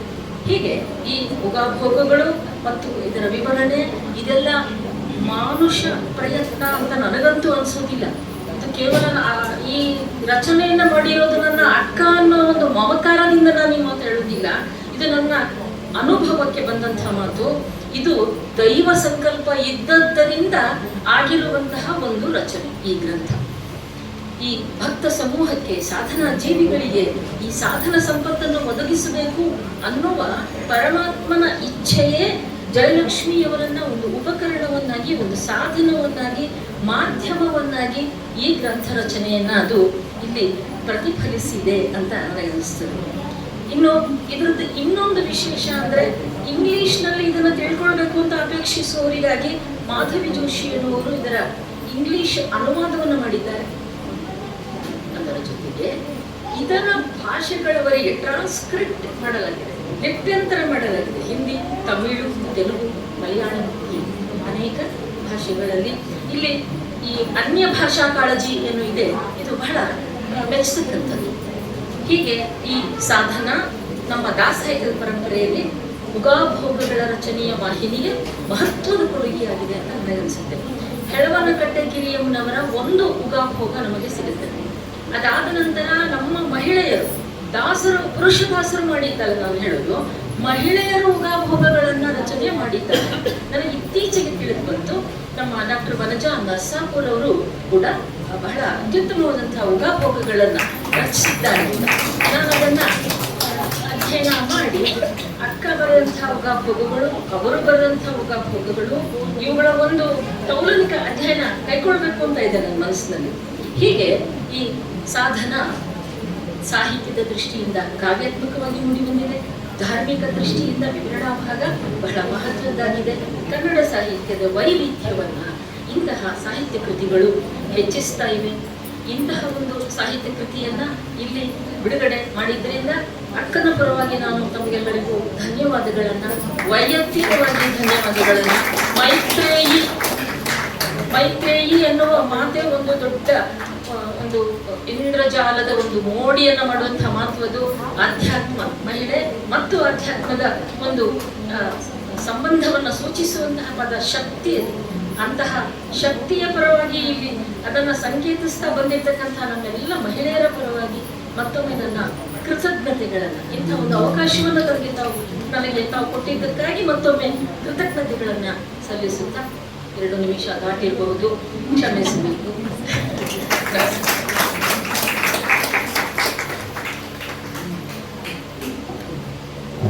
ಮೇಡಮ್, ಅದು ಅಮೃತದ ಸವಿ. 2 ನಿಮಿಷ ಅಂದ್ರೆ ಸವಿಯೋದಕ್ಕೆ ಸವಿತಾನೇ ಇರ್ಬೇಕು ಅನ್ಸುತ್ತೆ. ಧನ್ಯವಾದಗಳು. ತುಂಬಾ ಸುಂದರವಾಗಿ ಇವತ್ತಿನ ಪುಸ್ತಕ ಬಿಡುಗಡೆಯ ವಿಶೇಷತೆಯನ್ನ ಹೇಳಿದ್ರಿ. ಮತ್ತೆ ನಾನು ಇನ್ನೊಂದು ಪುಸ್ತಕವನ್ನ ಇವತ್ತು ಬಿಡುಗಡೆ ಮಾಡಿದೆ ಅಂತ ಹೇಳಿದೆ, ಭಾಗವತಾಮೃತ ಸುಳಾದಿಗಳು ಅಂತ. ಸುಳಾದಿಗಳನ್ನ ನಾವು ಬೇಕಾದಷ್ಟು ನೋಡ್ತೀವಿ, ಆದ್ರೆ ಭಾಗವತದ ಕಥೆಗಳನ್ನ ಸುಳಾದಿಗಳೊಳಗೆ ತಗೊಂಡು ಬಂದಿದ್ದು ಪ್ರಾರಂಭದಿಂದ ಈಗ ಒಂದು ಹಂತದಲ್ಲಿ ಅದು 3 ಭಾಗಗಳಲ್ಲಿ ಬಿಡುಗಡೆ ಮಾಡಬೇಕು ಅಂತ ಸುಧಾ ದೇಶಪಾಂಡೆ ಅವರು ಒಂದು ಸಂಕಲ್ಪ ಮಾಡ್ಕೊಂಡಿದ್ದು. ಅದರ ಮೊದಲ ಭಾಗ ಈಗ ಬಿಡುಗಡೆ ಆಗಿದೆ.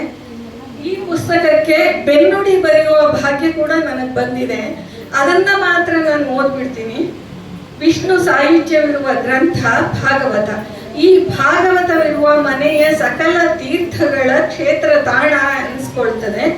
ಪ್ರತಿನಿತ್ಯ 1 ಅಥವಾ ಅರ್ಧ ಪಾದದ ಭಾಗವತದ ಶ್ಲೋಕ ಪಾರಾಯಣ ಮಾಡುವ ಭಕ್ತರ ಮನಸ್ಸು, ಬುದ್ಧಿ, ಕರ್ಣ, ಇಂದ್ರಿಯಗಳಲ್ಲಿ ಶ್ರೀಕೃಷ್ಣ ಪ್ರಜ್ಞೆ, ಶ್ರೀಕೃಷ್ಣ ಸ್ವರೂಪ ಅವರ ಅಂತರಂಗದಲ್ಲಿ, ಆತ್ಮದಲ್ಲಿ ಗೋಚರವಾಗ್ತದೆ.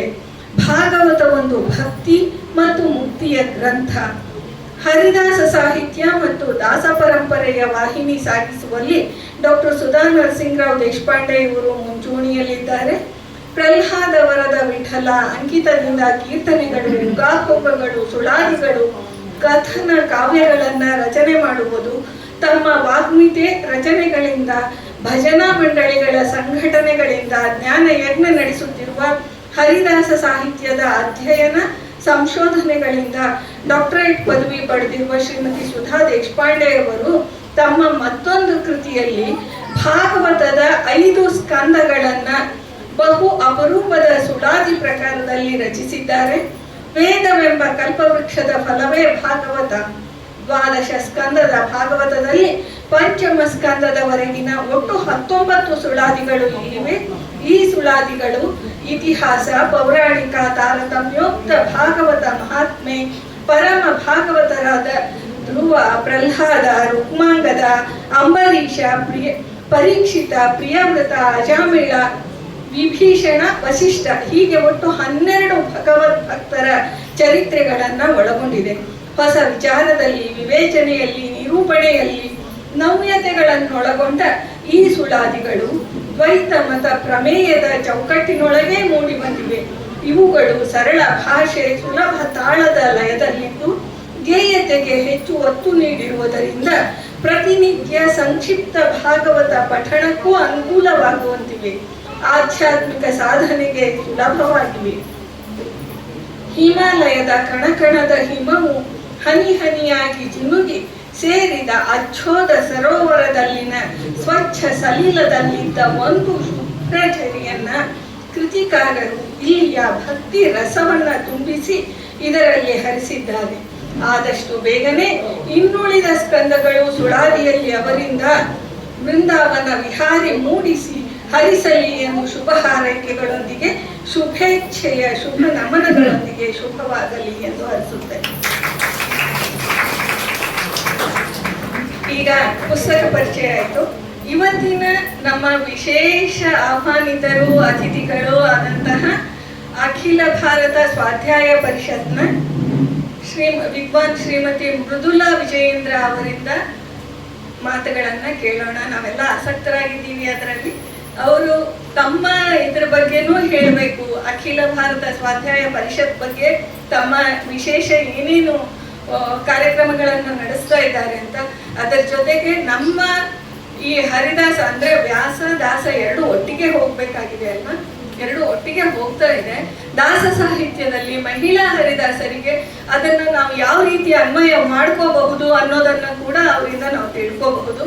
ಆದ್ರಿಂದ ಈಗ ನಾವು ಮೃದುಲಾ ವಿಜಯೇಂದ್ರ ಅವರಿಂದ 4 ಮಾತುಗಳನ್ನು ಕೇಳೋಣ.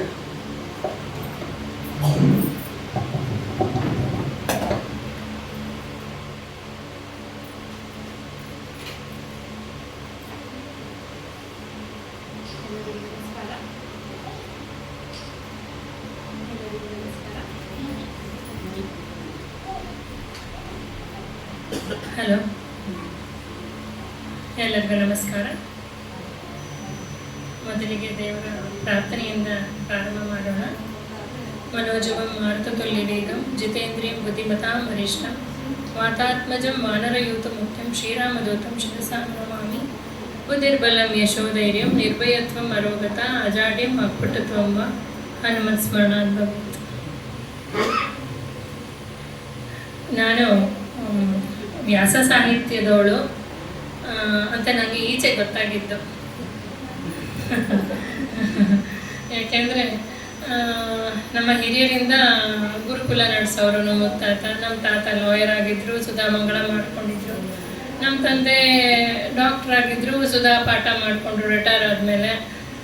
ಅದೇ ವಾತಾವರಣದಲ್ಲಿ ಬೆಳೆದ ನಾನು ಕೂಡ ಸಣ್ಣ ವಯಸ್ಸಿನಿಂದ ಆಧ್ಯಾತ್ಮದಲ್ಲಿ ಆಸಕ್ತಿ. ನಮ್ಮ ನನ್ನ ತಂದೆ ತಾಯಿನೇ ನನ್ನ ಮೊದಲ ಗುರುಗಳು. ಹಾಗಾಗಿ ಭಗವದ್ಗೀತೆ ಚಿಕ್ಕ ವಯಸ್ಸಿಂದ ಕೇಳ್ತಾ ಇದ್ದೆ. ಮೌಲ್ಯ ಶಿಕ್ಷಣದ ಪುಸ್ತಕಗಳನ್ನ ಅಮ್ಮ ಓದಿಸೋರು. ಹಾಗಾಗಿ ಮನೆಯಲ್ಲಿ ಆ ವಾತಾವರಣ ಇತ್ತು. ಹಾಗಾಗಿ ಆಮೇಲೆ ದ್ವೈತ ವೇದಾಂತಕ್ಕೆ ನನ್ನ ಮಕ್ಕಳು ಸ್ವಲ್ಪ ದೊಡ್ಡ ಆದಮೇಲೆ ದ್ವೈತ ವೇದಾಂತ ವಿದ್ವತ್ ಮಾಡಿದೆ. ಅದು 8 ವರ್ಷದ ಕೋರ್ಸ್. ಮೊದಲಿಗೆ ನಾನು ಸಾಫ್ಟ್ವೇರ್, ಆಮೇಲೆ ಅದು ಬಿಟ್ಟು ಮತ್ತೆ ಆಧ್ಯಾತ್ಮದ ಕಡೆ ಪ್ರವೃತ್ತಿ ಯಾವಾಗಲೂ ಇದ್ದಿದ್ದರಿಂದ ಈ ಕಡೆ ಬಂದಿದ್ದು. ಹಾಗಾಗಿ ಸಂಸ್ಕೃತ ವಿದ್ವತ್ ಆದಮೇಲೆ ಭಗವದ್ಗೀತೆಗಳಲ್ಲಿ ಪಾಠ ಮಾಡಿದ್ದೇನೆ 2 ಸಲ. ಒಂದು ಸಲ ಇಂಗ್ಲೀಷ್ನಲ್ಲಿ, ಫಾರಿನ್ ಒಂದು ಗ್ರೂಪ್ ಇದೆ ನನ್ನದು, ಮತ್ತು ಕನ್ನಡದಲ್ಲಿ 2 ಸಲ ಪಾಠ ಮಾಡಿದ್ದೀನಿ. ನ್ಯಾಯಶಾಸ್ತ್ರಗಳದ್ದು ಪ್ರಮಾಣ ಪದ್ಧತಿ, ತತ್ವ ಸಂಖ್ಯಾನ ಅದೆಲ್ಲನೂ. ಹಾಗಂತ ದಾಸರ ಪದಗಳು, ಕೀರ್ತನೆಗಳು, ಸುಳಾದಿ, ಯೋಗ, ಭೋಗ ಅದೆಲ್ಲ ಮನೆಯಲ್ಲಿ ನಡೀತಾನೆ ಇತ್ತು. ನಾವು ನಮ್ಮ ತಾಯಿ ತಂದೆ ಹಾರಿಕ್ತಾ ಅಮೃತಸರದ ಗುಂಪಿನಲ್ಲಿದ್ದರು. ಹಾಗಾಗಿ ಎಲ್ಲ ರೀಸೆಂಟಾಗಿ ಎಲ್ಲೋ ಹೋದಾಗ ಗೊತ್ತಾಯಿತು ವ್ಯಾಸದಾಯ ಸಾಹಿತ್ಯ, ದಾಸ ಸಾಹಿತ್ಯ ಅನ್ನೋ ಒಂಥರ ಕಾಂಪಿಟೇಟರ್ ಥರ ಇದೆ ಪ್ರಪಂಚದಲ್ಲಿ ಅನ್ನೋದು ನನಗೆ ಈಗ ಗೊತ್ತಾಗಿದ್ದು. ಅಲ್ಲಿವರೆಗೂ ನಾನು ಎಲ್ಲರೂ ದೇವರ ಉಪಾಸಕರು ಅಂತಲೇ ಅಂದ್ಕೊಂಡಿದ್ದೆ. ಇಲ್ಲಿ ಹೇಗೆ ನಾನು ಇದನ್ನು ರಿಲೇಟ್ ಮಾಡ್ಬೋದು ಅಂದರೆ, ಮಧ್ವಾಚಾರ್ಯರು ಹೇಳ್ತಾರೆ ಭಕ್ತಿ ಅಂದರೆ ಏನು ಅಂತ ಡೆಫಿನೇಷನ್ ಹೇಳ್ತಾರೆ ಮಧ್ವಾಚಾರ್ಯರು. ಮಹಾತ್ಮ ಜ್ಞಾನಪೂರ್ವಕಸ್ತು ಸದೃಢೋ ಸ್ನೇಹ ಭಕ್ತಿ ಅಂತ. ಅಂದರೆ ಮಹಾತ್ಮ ಜ್ಞಾನವನ್ನು ತಿಳಿದುಕೊಂಡಿರ್ಬೇಕು ಮುಂಚೆ, ಆಮೇಲೆ ಪರಮಾತ್ಮನಲ್ಲಿ ಸದೃಢವಾದ ಸ್ನೇಹ ಇರಬೇಕು, ಅದಕ್ಕೆ ಭಕ್ತಿ ಅಂತಾರೆ. ಈಗ ಜ್ಞಾನ ಅಂತಂದ್ರೆ ಏನು, ಮಹಾತ್ಮ ಜ್ಞಾನ ಅಂತಂದ್ರೆ ಏನು ಅಂದರೆ ಪರಮಾತ್ಮನನ್ನು ಕೇವಲ ಹೊಗಳೋದಲ್ಲ. ಚಿಕ್ಕ ವಯಸ್ಸಲ್ಲಿ ನಾವು ಕೇಳ್ತಾ ಇದ್ವಿ, ಯಾಕೆ ಪರಮಾತ್ಮ ನೋಡ್ಕೋತಾನೆ ಅಂದರೆ ಅವನೇನು ದಿನಾ ಪೂಜೆ ಮಾಡ್ಬೇಕು, ಯಾಕೆ ಕೂತ್ಕೊಂಡು ಹೊಗಳಬೇಕು, ಯಾಕೆ ನಿಮ್ಮ ಮನೇಲಿ ಮಕ್ಕಳು ಮೊಮ್ಮಕ್ಕಳು ಕೇಳೋ ಪ್ರಶ್ನೆ ಇರ್ಬೋದು, ದಿನ ದೇವ್ರ ಪೂಜೆ ಯಾಕೆ ಮಾಡಬೇಕು, ದಿನ ಹೊಗಳ್ಬೇಕು, ಅವನಿಗೂ ಹೊಗಳಿಸ್ಕೊಳ್ಳೋ ಆಸೆನಾ, ವ್ಯಾಲಿಡೇಷನ್ ಬೇಕಾ ಅಲ್ವಾ? ನಾವೆಲ್ಲ ಹೊಗಳ್ದೇನೆ ಕೆಲಸ ಮಾಡಬೇಕು ಅಂತೀವಲ್ವ, ಮಾಡೋರು ಹೊಗಳ್ದೇನೋ ಕೆಲಸ ಮಾಡಬೇಕು, ಅವನಿಗೆ ಹೊಗಳಿಸ್ಕೊಳ್ಳೋ ಆಸೆನಾ? ಇಲ್ಲ, ಅವನಿಗೆ ಹೊಗಳಿಸ್ಕೊಳ್ಳೋ ಆಸೆ ಇಲ್ಲ. ಆಮೇಲೆ ಅರ್ಥ ಆಗಿದ್ದು ಮಹಾತ್ಮ ಜ್ಞಾನ ಅಂದರೆ ಪರಮಾತ್ಮ ಏನು ಮಾಡ್ತಾ ಇದ್ದಾನೆ ಅದನ್ನು ತಿಳ್ಕೊಳ್ಳೋದೇ ಅವನ ಮಹಾತ್ಮೆ. ಭಾಗವತ ಫುಲ್ಲು ಬರುತ್ತೆ, ಭಾಗವತದಲ್ಲಿ ಸೃಷ್ಟಿ ಪ್ರಕರಣ ಬರುತ್ತೆ, ಹೇಗೆ ಸೃಷ್ಟಿ ಮಾಡ್ದ ಪ್ರಪಂಚಗಳನ್ನು, 14 ಲೋಕಗಳನ್ನು, ಆಮೇಲೆ ಬ್ರಹ್ಮನ ದೇಹ ಹೇಗೆ ಸೃಷ್ಟಿಯಾಯಿತು,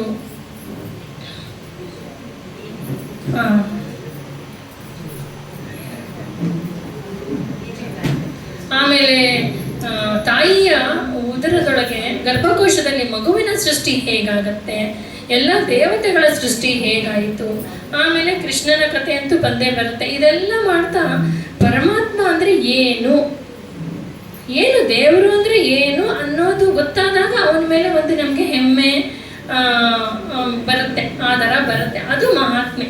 ಪರಮಾತ್ಮನ ಮಹಾತ್ಮೆ ತಿಳ್ಕೊಳ್ಳೋದು ಅಂದರೆ ಬ್ರಹ್ಮಸೂತ್ರ ಭಾಷೆಯಲ್ಲಿ ಬರುತ್ತೆ. ಸೃಷ್ಟಿಯಾದಿ ಅಷ್ಟಕರ್ತೃತ್ವಗಳನ್ನು ಮಾಡಿದ್ದಾನೆ ಪರಮಾತ್ಮ. ಯಾವ್ಯಾವುದು? ಸೃಷ್ಟಿ, ಸ್ಥಿತಿ, ಸಂಹಾರ, ನಿಯಮನ, ಜ್ಞಾನ, ಅಜ್ಞಾನ, ಬಂಧ, ಮೋಕ್ಷ. ಹೀಗೆ ಜ್ಞಾನ ಜೊತೆ ಅಜ್ಞಾನವನ್ನು ಕೊಡೋದು ಪರಮಾತ್ಮನೇ, ಮೋಕ್ಷ ಒಂದೇ ಅಲ್ಲ, ಬಂಧವನ್ನು ಕೊಡೋದು ಪರಮಾತ್ಮನೇ. ಹೀಗೆ ಪರಮಾತ್ಮ ಅಂದರೆ ಏನು ಅನ್ನೋ ಒಂದು ಕಾನ್ಸೆಪ್ಟ್ ಇದೆಯಲ್ಲ, ಅದು ಪರಮಾತ್ಮನ ಮಹಿಮೆ. ಅವನು ಸುಮ್ಮನೆ ಬಾಯಿ ಮಾತಿಗೆ ಸಾವಿರಾರು ನಾವು ಹಾಡುಗಳು ಹೇಳ್ಬೋದು, ಮಾತುಗಳು ಹೇಳ್ಬೋದು, ಯಾರೊಬ್ಬರನ್ನು ಹೊಗಳದಂಗೆ ಆಗ್ಬಿಡತ್ತೆ. ಆದರೆ ಆ ಪರಮಾತ್ಮನ ನಿಜವಾಗಿ ಅವನು ಇಲ್ಲಿದ್ದಾನೆ ಅಂತ ಅರಿವು ಬರ್ಬೇಕಾದ್ರೆ ಅವನ ಜ್ಞಾನ ಬರಬೇಕು ನಮಗೆ. ಈಗ ನಾನು ಹೇಗೆ ಇವರಿದ್ದಾರೆ ನೀವೆಲ್ಲ ಎದುರಿಗಿದ್ದೀರಾ ಅನ್ಸುತ್ತೋ ಹಾಗೆ ಪರಮಾತ್ಮನು ಇಲ್ಲಿ ಇದ್ದಾನೆ, ನಮ್ಮೊಳಗೆ ಇದ್ದಾನೆ, ನಮ್ಮ ಪಕ್ಕ ಇದ್ದಾನೆ, ಅಣೋರಣೀಯ ಮಹತ್ವ ಮಹನೀಯ. ಆ ಒಂದು ಅವೇರ್ನೆಸ್ ಬರಬೇಕು. ಅದು ಮಹಾತ್ಮ ಜ್ಞಾನ ತಿಳ್ಕೊಳ್ಳೋದು ಅಂದರೆ ಆ ಲೆವೆಲ್ಗೆ ಮಹಾತ್ಮ ಜ್ಞಾನ ತಿಳ್ಕೊಳ್ಬೇಕು. ಅದು ಒಂದು. ಆಮೇಲೆ ಸದೃಢವಾದ ಸ್ನೇಹ ಅಂದರೆ ಎಲ್ಲರೂ ಲೈಫಲ್ಲಿ ಎಲ್ಲರಿಗೂ ಪ್ರಾಬ್ಲಮ್ಸ್ ಬರುತ್ತೆ. ಎಲ್ಲ ಯಾರು ಬುದ್ಧ ಹೇಳ್ದಂಗೆ ಸಾವಿಲ್ದದ ಮನೆಯಿಂದ ಸಾಸಿವೆ ಕಾಳು ತೊಗೊಂಡು ಬಾ ಅಂದ ಹಾಗೆ ಅಂಥ ಮನೆಯೇ ಇಲ್ಲ. ಹಾಗೆ ಕಷ್ಟವಿಲ್ಲದೆ ಇರೋ ಯಾವ ಮನೆಯೂ ಇಲ್ಲ. ಆದರೆ ಎಲ್ಲರ ಸಹಾಯವನ್ನು ಕೇಳ್ಬಿಟ್ಟು ಆಮೇಲೆ ಕೊನೆಗೆ ದೇವರ ಮೊರೆಗೆ ಹೋಗ್ತೀವಲ್ಲ, ಅದು ಸದೃಢವಾದ ಸ್ನೇಹ ಅಲ್ಲ. ಮೊದಲು ದೇವರ ಮೊರೆಗೆ ಹೋಗಬೇಕು, ಬರೀ ದೇವರ ಮೊರೆಗೆ ಹೋಗಬೇಕು. ಅದಕ್ಕೆ ಈಶಾವಾಸ್ಯದಲ್ಲಿ ಹೇಳ್ತಾರೆ ಉಪನಿಷತ್ತಲ್ಲಿ, ಈಶಾವಾಸ್ಯಮಿದಂ ಸರ್ವಂ ಯತ್ಕಿಂಚ ಜಗತ್ಯಾಂ ಜಗತ್ ತೇನ ಕಿತ್ತೇನ ಭುಂಜಿತ ಮಾ ಗೃಧಃ ಕಸ್ಯ ಸ್ವಿದ್ದನಂ. ಮಾ ಗೃಧಃ ಕಸ್ಯ ಸ್ವಿದ್ದನಂ ಅಂದರೆ ಬೇರೆ ಯಾರು ಏನು ಬೇಡಬೇಡ, ಈ ಇಡೀ ಪ್ರಪಂಚ ಈಶಾವಾಸ್ಯ, ಈಶನು ಆ ವಾಸ ಮಾಡೋ ಜಾಗ. ಆದ್ದರಿಂದ ಅವನು ಏನಾದರೂ ಅವನು ಬಿಟ್ಟಿದ್ದನ್ನೇ ನೀನು ಭೋಗಿಸ್ಬೇಕು. ಅವನು ಬಿಟ್ಟಿದ್ದು ಅಂದರೆ ಏನು? ಇರೋದೇ ಎಲ್ಲ ಅವಂದೇ, ಅವನಿಲ್ಲದೆ ಏನೂ ಇಲ್ಲ. ನಾವೇ ಬೆಳಿತೀವಿ, ನಾವೇ ತಿಂತೀವಿ, ನಾವೇ ಅಡುಗೆ ಮಾಡ್ತೀವಿ ಅಂದ್ಕೊಂಡಿದ್ದೀವಿ. ನಾವು ಹಾಕಿದ ಬೀಜದಲ್ಲಿ 10 ಬೀಜ 5 ಬೀಜ ಮೊಳಕೆ ಬರೋದಿಲ್ಲ, ನಮ್ಮ ಕೈಲಿಲ್ಲ. ಗಾಳಿ ನೀರು ಆಕಾಶ ಎಲ್ಲ ಅವಂದೇ, ಮೊಳಕೆ ಬೀಜನೂ ಅವಂದೇ, ಗಾಳಿ ನೀರು ಅವಂದೇ, ಬೆಳೆಯೋಕ್ಕೂ ಅವನೇ ಕಾರಣ. ಅದು ನಮ್ಮವ್ರಿಗೂ ಬರೋಕೆನೂ ಅವರೇ, ಯಾರು ಮಾಡ್ತಾರೋ ಅವರೊಳಗೂ ಅವನೇ ಇದ್ದಾನೆ, ಅಡುಗೆ ಮಾಡೋರು ಅಲ್ಲೇ ಅವನೇ ಇದ್ದಾನೆ. ನಮಗೆ ನಾವು ತಿನ್ನೋಕೆ ಒಳಗಿದ್ದು ವೈಶ್ವಾನರ ರೂಪದಲ್ಲಿ ತಿನ್ನೋನು ಅವನೇ ಅಲ್ವಾ? ಸೊ ಭೋಕ್ತಾ ಎರಡೂ ಅವನೇ. ಹಾಗಾಗಿ ಅವನು ಬಿಟ್ಟು ಏನೂ ಇಲ್ಲ. ಆದ್ದರಿಂದ ಅವನು ಬಿಟ್ಟಿದ್ದನ್ನು ನಾವು ಭೋಗಿಸ್ಬೇಕು.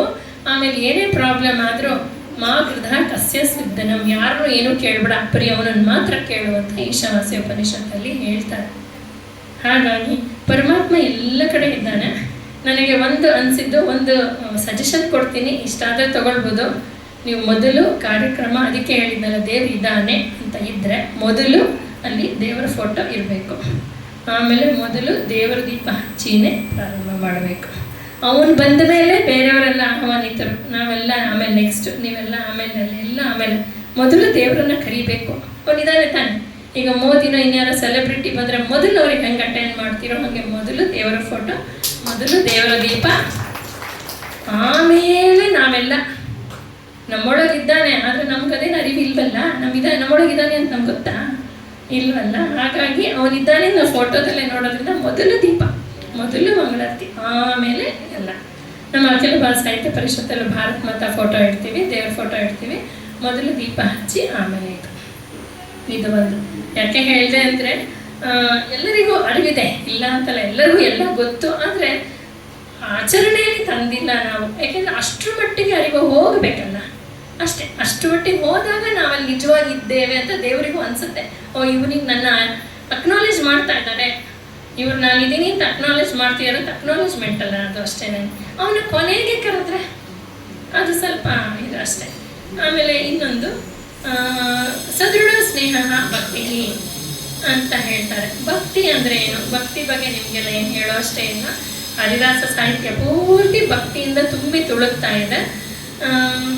ಇಲ್ಲಿ ಮತ್ತು ಇನ್ನೊಂದು ಮಹಾತ್ಮ ಜ್ಞಾನದ ಬಗ್ಗೆ ಹೇಳಬೇಕು ಅಂತಂದರೆ, ಉಪನಿಷತ್ತುಗಳ ಪೂರ್ತಿ ನಮ್ಮ ಭಾರತೀಯ ಸಂಸ್ಕೃತಿಯಲ್ಲಿ ಪ್ರಶ್ನೆ ಉತ್ತರಗಳ ಮೂಲಕನೇ ನಾವು ಕೇಳ್ತೀವಿ.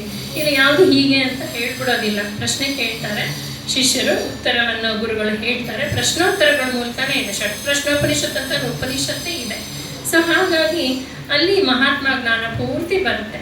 ಆಮೇಲೆ ಅದೆಲ್ಲ ಕೂಡ ಭಾಗವತದಲ್ಲಿ ಕೂಡ ಉಪನಿಷತ್ತಿನ ಅಷ್ಟೂ ಕೂಡ ನಿಮ್ಮ ಹರಿದಾಸ ಸಾಹಿತ್ಯದಲ್ಲಿ, ಹರಿಕಥಾಮೃತ ಸಾರದಲ್ಲಿ ಜಗನ್ನಾಥದಾಸರು ತುಂಬ ಚೆನ್ನಾಗಿ ಎಲ್ಲ ಒಂದು ಅಂಶಗಳನ್ನು ತುಂಬಿಟ್ಟಿದ್ದಾರೆ. ಅದರಲ್ಲಿದೆ.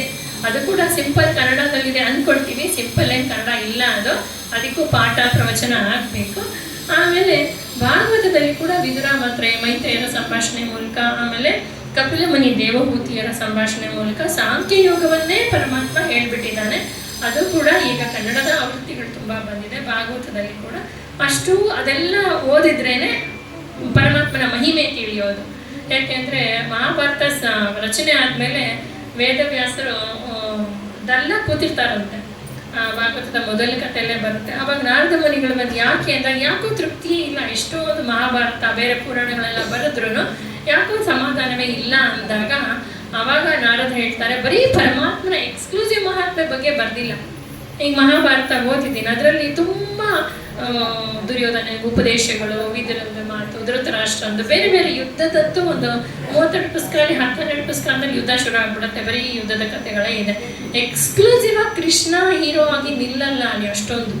ನಮ್ಗೆ ಗೊತ್ತಿರೋರ್ಗ ಇರ್ಬೋದು ಹೊರತು ಎಕ್ಸ್ಕ್ಲೂಸಿವ್ ಆಗಿ ಕೃಷ್ಣನೇ ಪರಮಾತ್ಮ, ಬರೀ ಪರಮಾತ್ಮನ ಬಗ್ಗೆ ವಿಷಯ ಇಲ್ಲ ಮಹಾಭಾರತದಲ್ಲಿ. ಅದಕ್ಕೆ ಅವರ ಬಗ್ಗೆನೇ ಒಂದು ಬರಿ ಅಂತ ಹೇಳಿದ್ದಕ್ಕೆ ಆಗ ವೇದವ್ಯಾಸರು ಭಾಗವತವನ್ನ ರಚನೆ ಮಾಡ್ತಾರೆ.